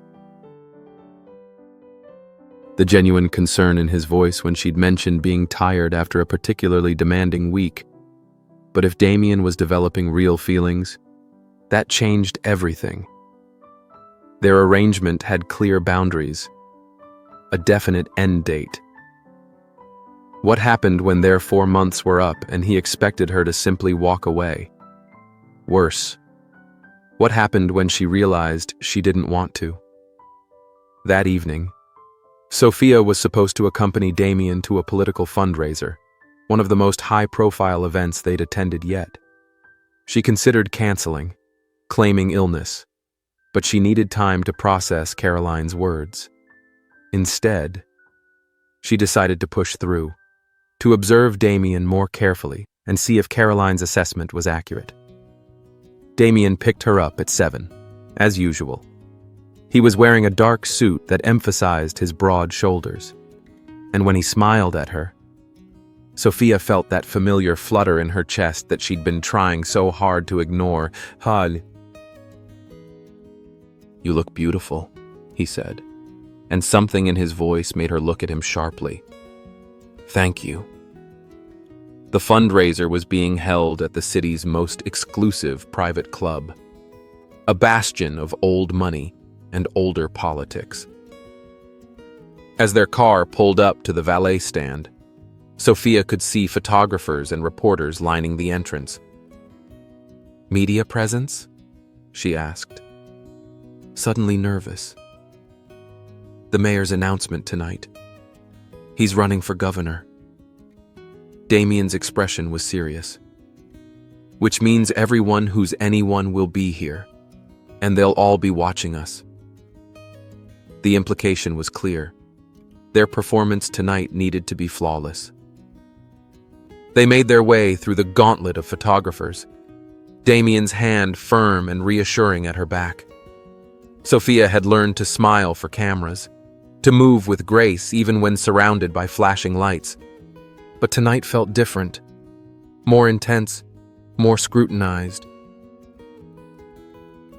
Inside, the club was exactly what Sophia had expected. All dark wood and hunting prints, with the kind of masculine elegance that spoke of cigar smoke and political deals made in shadowy corners. The guest list read like a who's who of political and business power, and Sophia recognized faces from newspapers and television. "Nervous?" Damien asked as they moved through the crowd. "Terrified," Sophia admitted. "I feel like everyone's watching us." "They are." Damien's voice was matter-of-fact. "But not for the reasons you think. We're the mystery couple of the season, remember? Everyone wants to know who finally caught Damien Blackstone." The reminder of their fake status stung more than it should have. Caroline's words from that afternoon kept echoing in her mind. "He's falling in love with you." As they worked the room, Sophia found herself studying Damien with new eyes. Caroline was right. There was something different in the way he looked at her now, something warmer and more intimate than their early interactions. When she made a comment that amused their conversation partners, Damien's expression held genuine pride. When she shivered slightly in the overly air-conditioned room, he immediately shrugged out of his jacket and draped it around her shoulders without interrupting his conversation. It was that gesture, so automatic, so thoughtful, that made Sophia's carefully constructed emotional walls finally crumble. This wasn't acting. Damien wasn't performing for their audience. He was taking care of her because that's what he did. Because somewhere along the way, she'd become important to him. And God help her, he'd become important to her too. The realization hit her with such force that she nearly gasped out loud. She was in love with Damien Blackstone.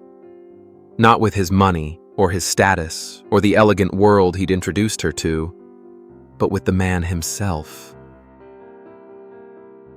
The way he listened when she talked, really listened, as if her thoughts mattered. The dry humor he revealed when they were alone. The vulnerability she glimpsed when he talked about his family's expectations. She was in love with him, and their relationship was built on a lie. "Sophia?"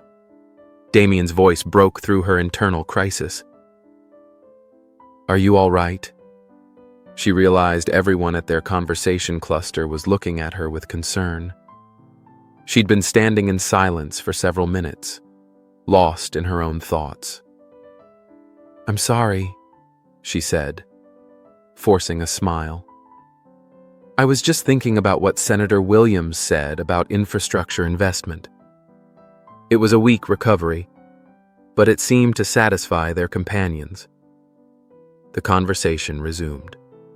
But Sophia could feel Damien's concerned gaze on her throughout the rest of the evening.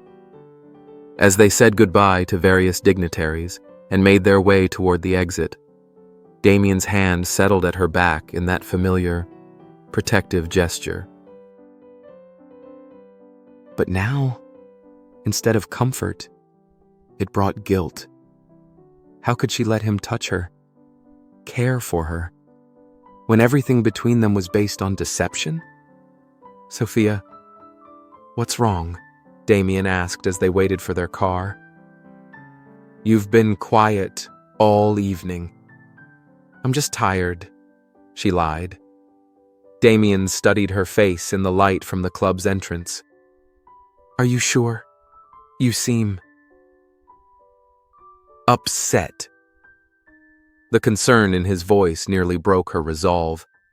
She wanted to tell him everything about her conversation with Caroline, about her growing feelings, about the guilt that was eating her alive. But what could she say? That she'd taken his money to pretend to love him and ended up actually falling for him? That she was terrified of what would happen when their 4 months were up? "I'm fine," she said instead. "Really?" But as Damien drove her home, Sophia knew that nothing about this situation was fine, and she was trapped in a web of her own making, caught between her growing feelings for Damien and the deception that had brought them together. Something had to give. The question was, what would break first, her heart or her resolve? Emma spent the next week in agony, throwing herself into her studies and work to avoid thinking about Damien and their increasingly complicated situation. But avoidance only worked for so long.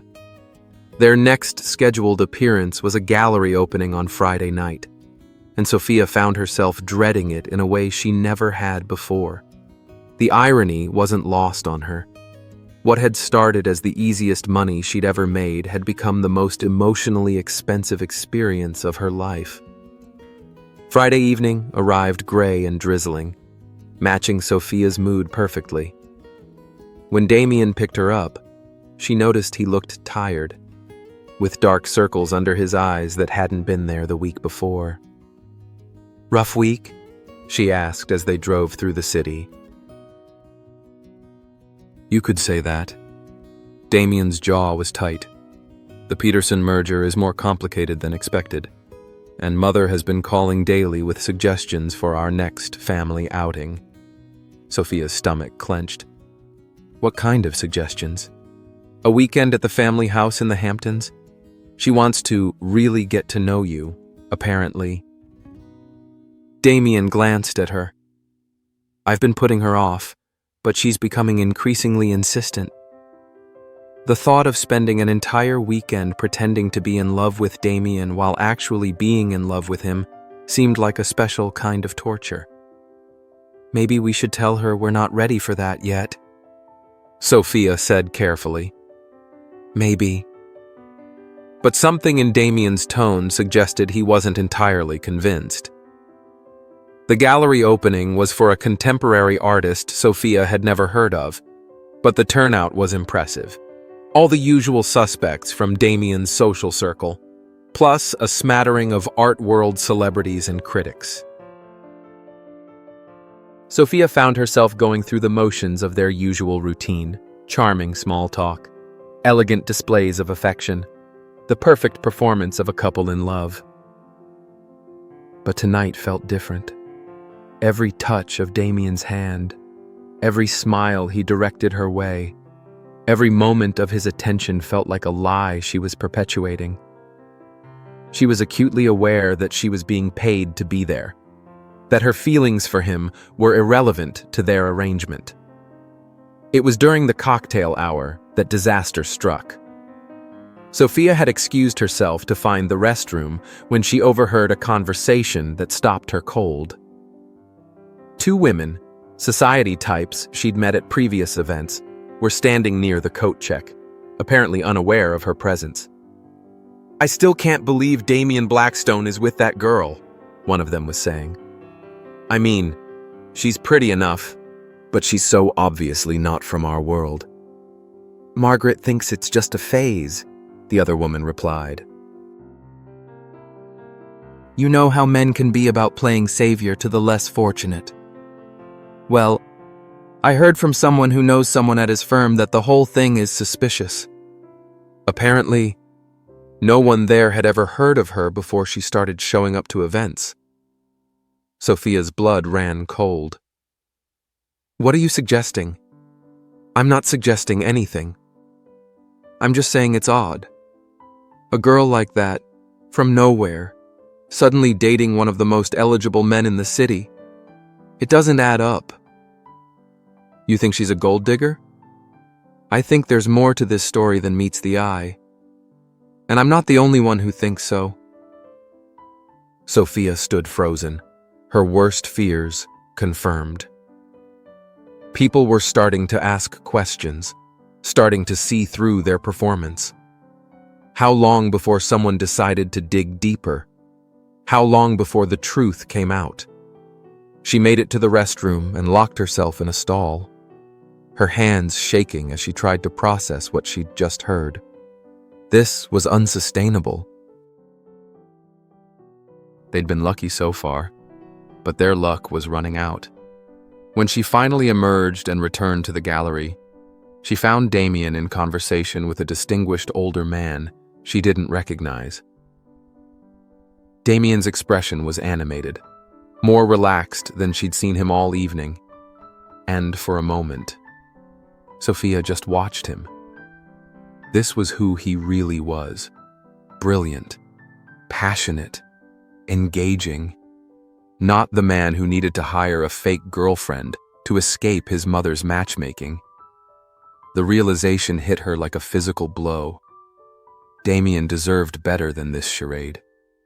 He deserved someone who could love him openly, without deception, without the constant fear of discovery. He deserved someone from his own world, someone who could match his intelligence and his success without feeling like an imposter. He deserved someone who wasn't her. "There you are," Damien said, turning as she approached.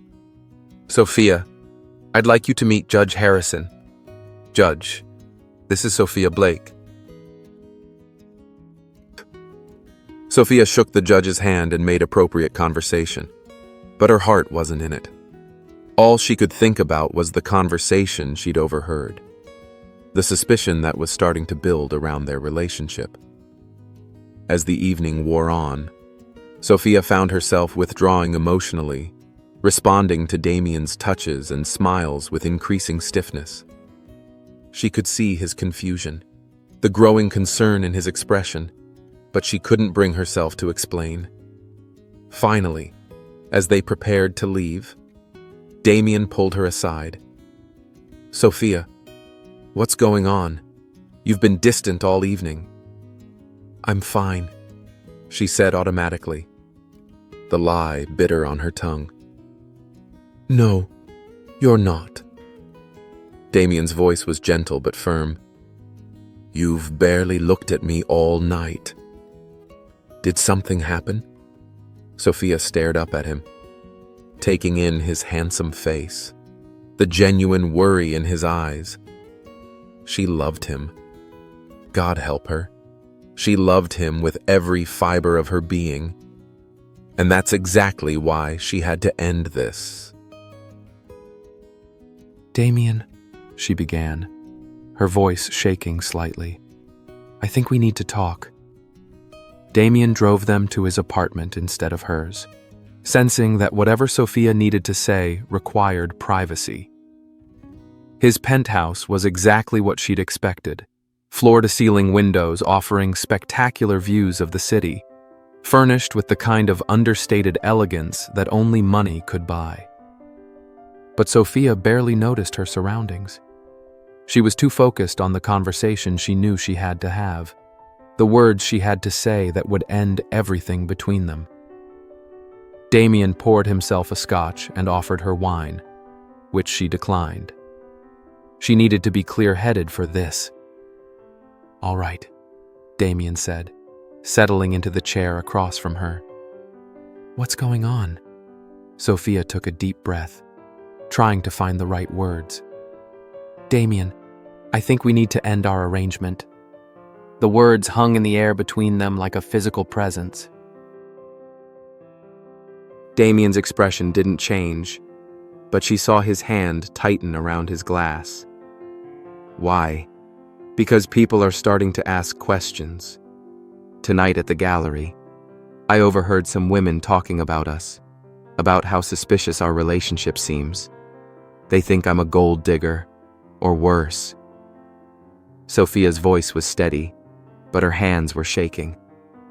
"It's only a matter of time before someone decides to investigate further." Damien was quiet for a long moment. "Is that the only reason?" The question caught Sophia off guard. "What do you mean?" "I mean, are you ending this because you're worried about gossip? Or because there's something else going on?" Sophia stared at him, seeing something vulnerable and hopeful in his expression that made her chest ache. This would be the perfect moment to tell him the truth, that she'd fallen in love with him, that their fake relationship had become all too real for her. But what good would that do? Their worlds were too different, their circumstances too complicated. "I think we've accomplished what we set out to do," she said instead. "Your mother believes we're together. The matchmaking attempts have stopped. We can stage a breakup and go back to our real lives." "Our real lives," Damien repeated, his voice flat. "Yes. You can find someone appropriate to actually date, someone from your world, and I can focus on finishing school and starting my career." Damien stood abruptly, walking to the windows that overlooked the city. "What if I don't want to go back to my real life?" Sophia's heart hammered against her ribs. "What do you mean?" "I mean, what if this has become my real life?" Damien turned to face her, his expression raw and honest. "What if somewhere along the way, I stopped pretending?" The words hit Sophia like a physical blow. This was what she'd hoped for and feared in equal measure. Confirmation that Damien's feelings had become as real as her own. "Damien, I'm in love with you. Sophia." The words came out in a rush, as if he'd been holding them back for weeks. "I know that's not what we agreed on. I know it complicates everything, but I can't pretend anymore. This stopped being fake for me weeks ago." Sophia felt tears spring to her eyes. "You can't be in love with me." "Why not?" "Because I'm not who you think I am." The words burst out of her before she could stop them. "You think I'm authentic, real, but I've been lying to you from the beginning. I'm here because you're paying me to be here. Damien, how real is that? You think I don't know that?" Damien moved closer, his eyes never leaving her face. "You think I've forgotten that this started as a business arrangement? I don't care anymore. Sophia, I don't care why you're here. I only care that you are here. But you should care." Sophia stood, desperation making her voice rise. "You should care that I took your money to pretend to love you. You should care that every kiss, every touch, every moment between us has been bought and paid for." "Has it?" Damien was standing directly in front of her now, close enough that she could see the gold flecks in his gray eyes. "Every moment, Sophia, even now?" Sophia stared up at him, her carefully constructed arguments crumbling in the face of his intensity. "Damien, please, tell me you don't feel anything real for me," he said softly. "Tell me that what happened when you talked about your parents was an act. Tell me the way you look at me when you think I'm not watching is just professional skill. Tell me that, and I'll let this go." Sophia opened her mouth to lie, to give him the clean break they both needed. But the words wouldn't come, because the truth was, she couldn't tell him those things. She couldn't deny what they both knew, that somewhere between the elegant ballroom and his family's dining room, something real had grown between them. "I can't," she whispered. "Then why are you running?" "Because I'm scared." The admission tore out of her, raw and honest.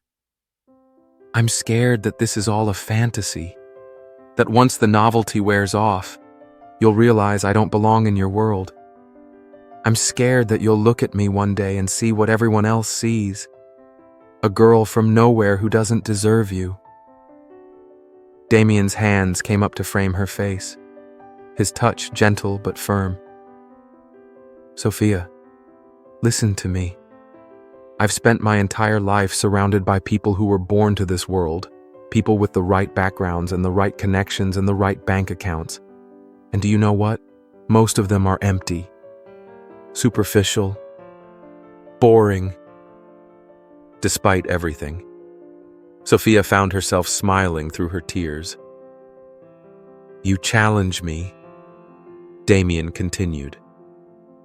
You make me laugh.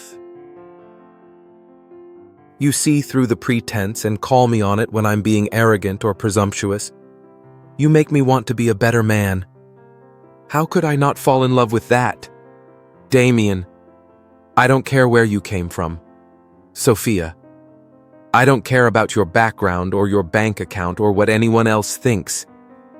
I care about you, the real you, the woman who fights for what she believes in, who works 3 jobs to pay for school, who made my mother laugh harder than I've heard in years. Sophia felt her resolve cracking, her carefully constructed walls crumbling. What are you saying? I'm saying let's make this real. No more contracts, no more arrangements, just us, figuring out what this could be together. Sophia stared up at him, seeing everything she'd ever wanted reflected in his eyes. But wanting something and being able to have it were 2 different things. It's not that simple, she said softly. Why not? Because what happens when your family finds out the truth? What happens when they learn that you hired me, that our entire relationship started as a lie? They'll never forgive me. Damien, they'll never accept me. Damien was quiet for a long moment, and Sophia could see him working through the implications of what she'd said. Finally, he spoke. Then we don't tell them. Not yet. Anyway, we continue as we are, but we make it real. The feelings, the relationship, all of it. You want to keep lying to your family? I want to be with you, Damien said simply.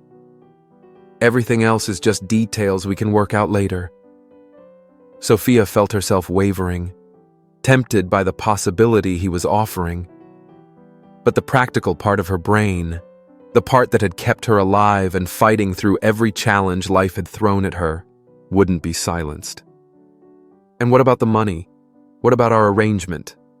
Alexander's expression grew serious. What about it? You're still paying me. Damien, how can we have a real relationship when there's money involved?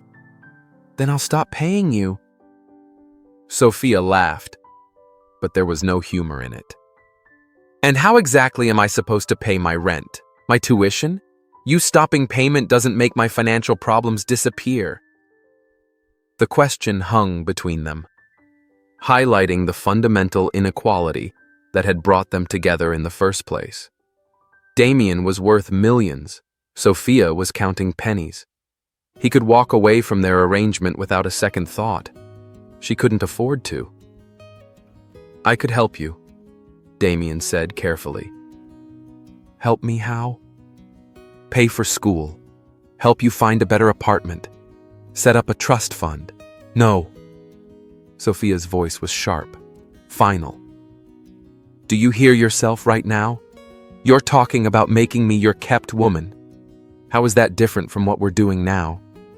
Damien's face flushed. That's not what I meant. Isn't it? You're offering to pay for my life. Damien, how is that a real relationship? How is that equal? They stared at each other across the elegant living room, the gulf between their worlds suddenly feeling wider than ever. Damien had money, power, connections. Sophia had pride and ambition and a stubborn refusal to be anyone's charity case.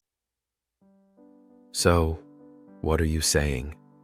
Damien asked quietly. Sophia felt her heart breaking, but she forced herself to say the words. "I'm saying this was always going to end. Damien.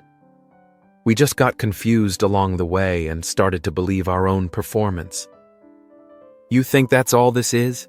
A performance?" Sophia looked at him, really looked at him, taking in the hurt and confusion in his expression, the way his hands hung at his sides like he didn't know what to do with them. She loved him. God. She loved him so much it felt like dying. But love wasn't always enough. "I think," she said carefully, "that we created something beautiful together, but beautiful things don't always last." The silence that followed Sophia's words was deafening. Damien stood frozen in the middle of his elegant living room, his face a mask of pain and disbelief. "So that's it?" he asked finally. "You're just going to walk away?" "We always knew this had an expiration date," Sophia said, trying to keep her voice steady. "We're just moving it up a little." "Sophia, please." Damien stepped toward her, his voice breaking slightly. "Don't do this. We can figure it out. We can find a way to make this work." "How? Damien? How do we make this work? I'm a college student working 3 jobs to pay rent. You're a successful lawyer from one of the city's most prominent families. We live in different worlds. So we'll build a bridge between them." "With what? Your money?" Sophia shook her head. "I won't be your charity case. Damien. I won't be the poor girl you rescued and transformed. I have too much pride for that." Damien's jaw tightened. "It's not about pride, Sophia. It's about love." "Love isn't enough!" The words came out harsher than she'd intended, and she saw Damien flinch. "Love doesn't pay bills or bridge social gaps or make people from different worlds compatible. Sometimes love just makes everything more complicated." "You're scared," Damien said, his voice soft but certain. "You're scared to take a chance on us." "You're damn right I'm scared," Sophia shot back. "I'm scared of losing myself in your world. I'm scared of becoming someone I don't recognize just to fit in. I'm scared of what happens when you get tired of playing Pygmalion and decide you want someone more suitable." "That would never happen." "How do you know?" Sophia's voice rose. "How can you possibly know that? 4 months ago, you didn't even know I existed. 4 months from now, you might feel the same way again." Damien stared at her for a long moment, his expression cycling through hurt, anger, and something that might have been resignation. "I can't force you to believe in us," he said finally. "But I need you to know that you're wrong. About everything. About us. About your worth. About what kind of person you think I am." Sophia felt her resolve cracking, but she forced herself to stay strong. "Maybe I'm wrong, but I can't take that chance." Damien nodded slowly, like he was finally accepting what she was telling him. "What do you need from me? To end this properly? I mean..." The businesslike question hit Sophia like a slap, but she supposed she deserved it. She'd pushed him away. She couldn't expect him to keep fighting for her indefinitely. "I need you to tell your family we broke up. Something amicable."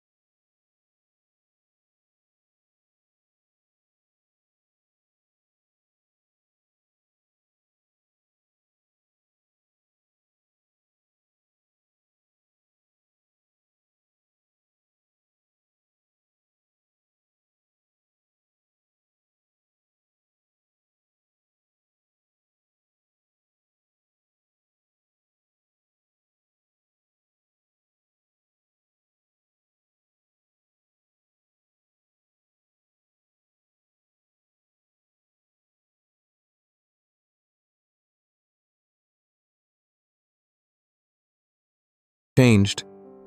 He wrote out a check and handed it to her. "This should cover the rest of what I owe you, plus a bonus for exceptional performance." Sophia stared at the check, seeing more money than she'd ever held in her hands. It would solve all her immediate problems and give her enough cushion to focus on school for the rest of the year. It also felt like the final nail in the coffin of whatever they'd shared. "I should go," she said quietly, tucking the check into her purse without looking at the amount. "I'll drive you home." "That's not necessary, Sophia." Damien's voice was firm. "I'm driving you home." The ride back to her apartment was silent, both of them lost in their own thoughts. When they reached her building, Damien got out to walk her to the door, a gesture that now felt more like closure than courtesy. "Thank you," Sophia said as they reached her building's entrance. "For everything. For the money. Yes, but also for showing me what your world is like. It was an experience I'll never forget." Damien's smile was sad but genuine. "Thank you for bringing light into my world, even if it was temporary." They stood there for a moment, and Sophia found herself memorizing everything about him, the way his hair fell across his forehead, the sharp line of his jaw, the storm-gray eyes that had seen through her defenses from the very beginning. "Goodbye, Damien." "Goodbye, Sophia." She turned and walked into her building without looking back, because she knew if she did, she'd run back to him and damn the consequences. It wasn't until she was safely inside her apartment that she allowed herself to fall apart. She sank onto her second-hand couch and cried for everything they'd had and everything they'd lost, for the love that wasn't enough to bridge the gap between their worlds. Outside her window, the city glittered with possibility and dreams. But for Sophia, everything felt like an ending. 6 months later, Sophia stood outside the offices of Sterling Financial Consultants, adjusting her blazer one final time before her interview. The past 6 months had been a whirlwind of change. She'd finished her degree with highest honors, landed a prestigious internship at a respected financial consulting firm, and moved into a modest but comfortable apartment in a better neighborhood. Damien's money had made it all possible, though she'd been careful to use only what she absolutely needed for tuition and living expenses. The rest sat in a savings account, earning interest and making her feel slightly guilty every time she saw the balance. The interview went better than she'd dared hope. The partners at Sterling Financial were impressed by her academic record, her innovative ideas about sustainable investment strategies, and her ability to think on her feet. By the time she left their offices 2 hours later, they'd made her an offer that would start her career on exactly the trajectory she'd dreamed of. She was walking back to the subway, her phone in hand to call her roommate with the good news, when she saw him. Damien was standing outside a coffee shop half a block away, and for a moment, Sophia's heart stopped completely. He looked exactly the same, tall, elegant, devastatingly handsome in his perfectly tailored suit. But there was something different about his expression, something lighter than she remembered. He was smiling at someone, and when Sophia followed his gaze, she saw a woman emerging from the coffee shop with 2 cups in her hands. She was beautiful in a classic, understated way, blonde hair pulled back in a neat chignon, wearing the kind of effortlessly elegant outfit that spoke of good breeding and old money. Sophia watched as the woman handed Damien one of the cups, their fingers brushing in the exchange. They stood close together, comfortable in the way of people who knew each other well. and when Damien laughed at something the woman said, Sophia felt her heart crack all over again. This was what she'd wanted for him, wasn't it? Someone from his world? Someone who could match his sophistication and social standing without feeling like an imposter. Someone who could love him openly, without deception or complications. Sophia turned away before Damien could see her, walking quickly toward the subway entrance. But as she descended into the underground, she couldn't shake the image of Damien's smile, the genuine happiness in his expression as he looked at the elegant blonde woman. He had moved on, just as she'd told him he should, just as she'd known he would. So why did it hurt so much? As the train carried her home through the tunnels beneath the city, Sophia stared at her reflection in the dark windows and wondered if she'd made the right choice. She had her independence, her career prospects, her pride intact. She had everything she'd thought she wanted. Everything except the man she'd fallen in love with. But that was the price of choosing pride over love, wasn't it? Sometimes you got everything you thought you wanted and realized too late that it wasn't enough. As the train pulled into her station, Sophia made herself a promise. She would throw herself into her new job, build the career she'd worked so hard for, and create a life she could be proud of. She would move forward, because that's what strong, independent women did. And if sometimes, late at night, she found herself wondering what might have been if she'd been brave enough to take the chance Damien had offered her, well, that was a secret she'd keep to herself. After all, some stories don't have happy endings. Sometimes, love isn't enough to bridge the gap between two different worlds. But sometimes, if you're very lucky and very brave, you get a second chance to rewrite your story. Sophia didn't know it yet, but her story with Damien Blackstone was far from over. 1 year later, the charity auction was in full swing when Sophia arrived. The grand ballroom of the Meridian Hotel filled with the city's most influential philanthropists. She'd been invited as a representative of Sterling Financial, which had just been selected to manage the endowment for the children's hospital the auction was supporting. Sophia had changed in the year since her last encounter with this world. Success looked good on her.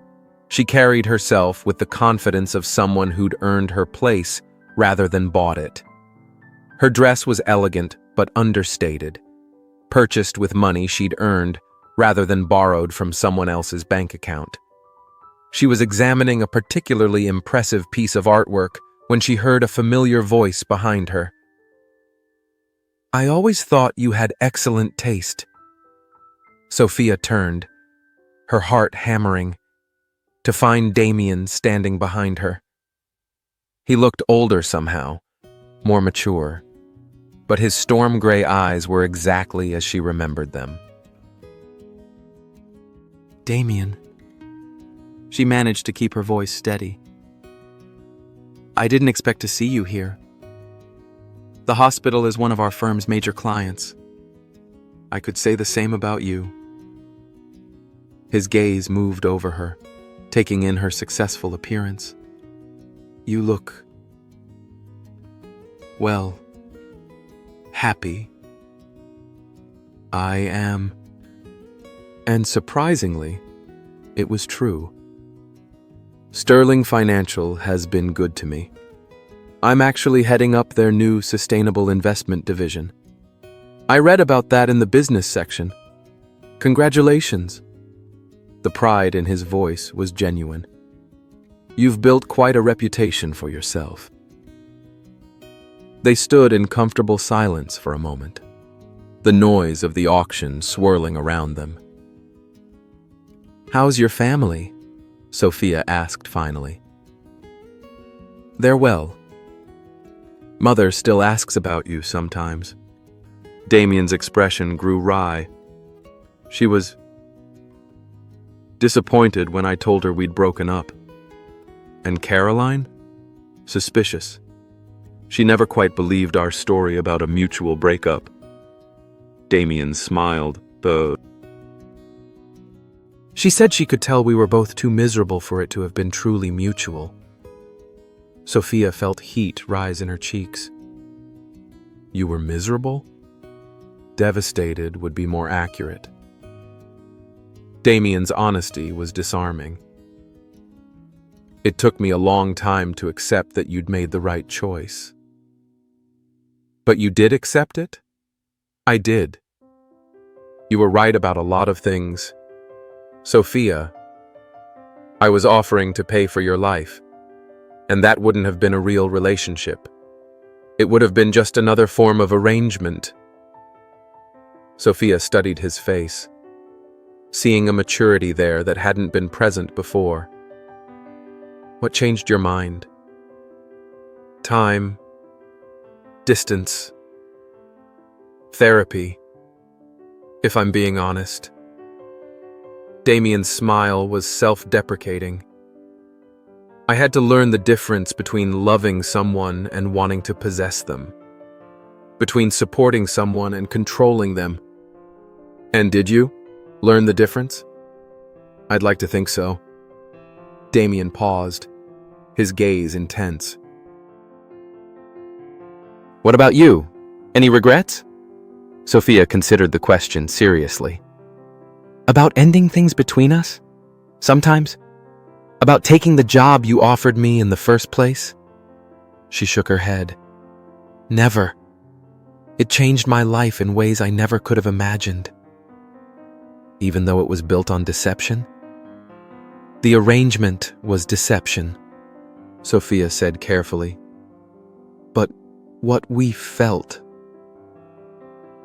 that was real. At least, it was for me. It was real for me too. Damien's voice was soft. The realest thing in my life. Actually. They were interrupted by the auctioneer calling for attention, but neither of them moved toward the main crowd. Instead, they found themselves walking toward a quieter corner of the ballroom. I saw you, Sophia said suddenly. About 6 months ago. Outside a coffee shop with a blonde woman. You looked happy. Damien's eyebrows rose. You saw me with Rebecca? The name sent an unexpected pang through Sophia's chest. I didn't want to interrupt. Rebecca is my cousin's business partner. We were discussing a real estate investment. Damien's expression grew serious. There hasn't been anyone. Sophia. Not seriously. It turns out it's hard to fall in love with someone else when you're still in love with the woman who walked away. Sophia's breath caught. Damien, I'm not telling you that to make you feel guilty, he said quickly. I'm telling you because I've learned to be honest about what I want. And what I want hasn't changed. What do you want? You, but not the way I wanted you before. Damien stepped closer, but not close enough to crowd her. Before, I wanted to solve your problems, to make your life easier, to remove all the obstacles between us with money and influence. I thought that was love. And now? Now I want to be worthy of the woman you've become.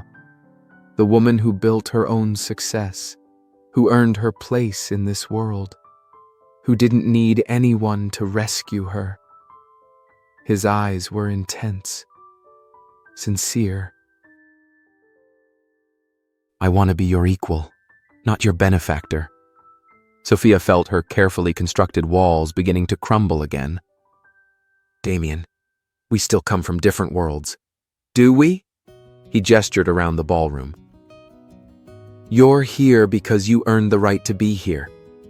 You're successful, respected, financially independent. What's the difference between us now? Really? Accept the circumstances of our births. Sophia stared at him, seeing the truth in his words. She had built something for herself in the past year. She belonged in this world now, not because someone had bought her a place in it, but because she'd earned it. Even if that's true, she said slowly, your family still doesn't know the truth about how we met. They still think our relationship was genuine from the beginning. Then we tell them. Damien's voice was firm. All of it. The arrangement, the lies, everything. If they can't accept it, if they can't accept you, then that's their loss. You'd risk your relationship with your family for me? Sophia, I'd risk everything for a real chance with you. The question is, would you? Sophia looked at him standing there in his perfectly tailored tuxedo, offering her everything she'd been too afraid to take a year ago. But she wasn't the same desperate college student who'd answered that classified ad. She was Dr. Sophia Blake now, successful in her own right, confident in her abilities, secure in her worth. What exactly are you asking me, Damien? I'm asking you to dinner, tomorrow night. No arrangement, no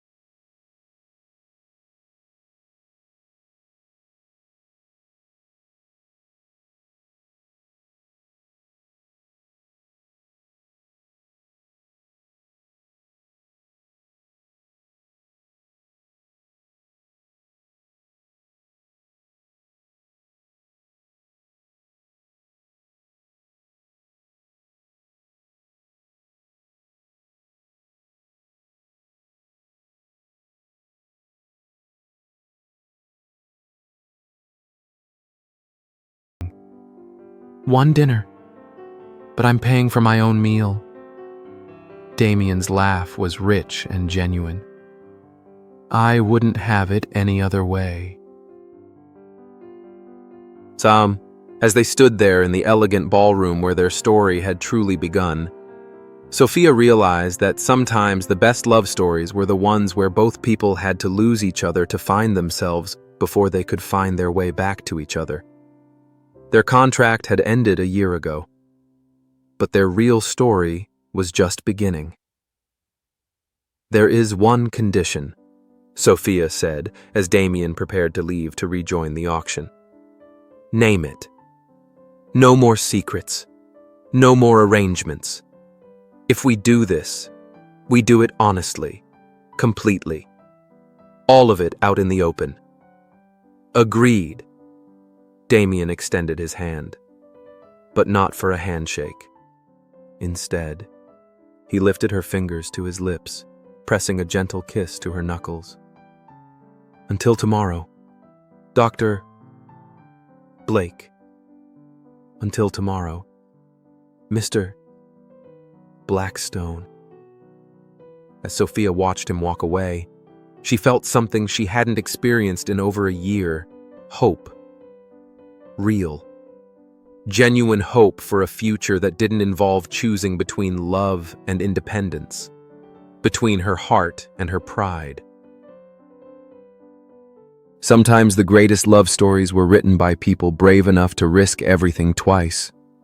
Sometimes, if you were very lucky, love was patient enough to wait while two people grew into the versions of themselves capable of loving well.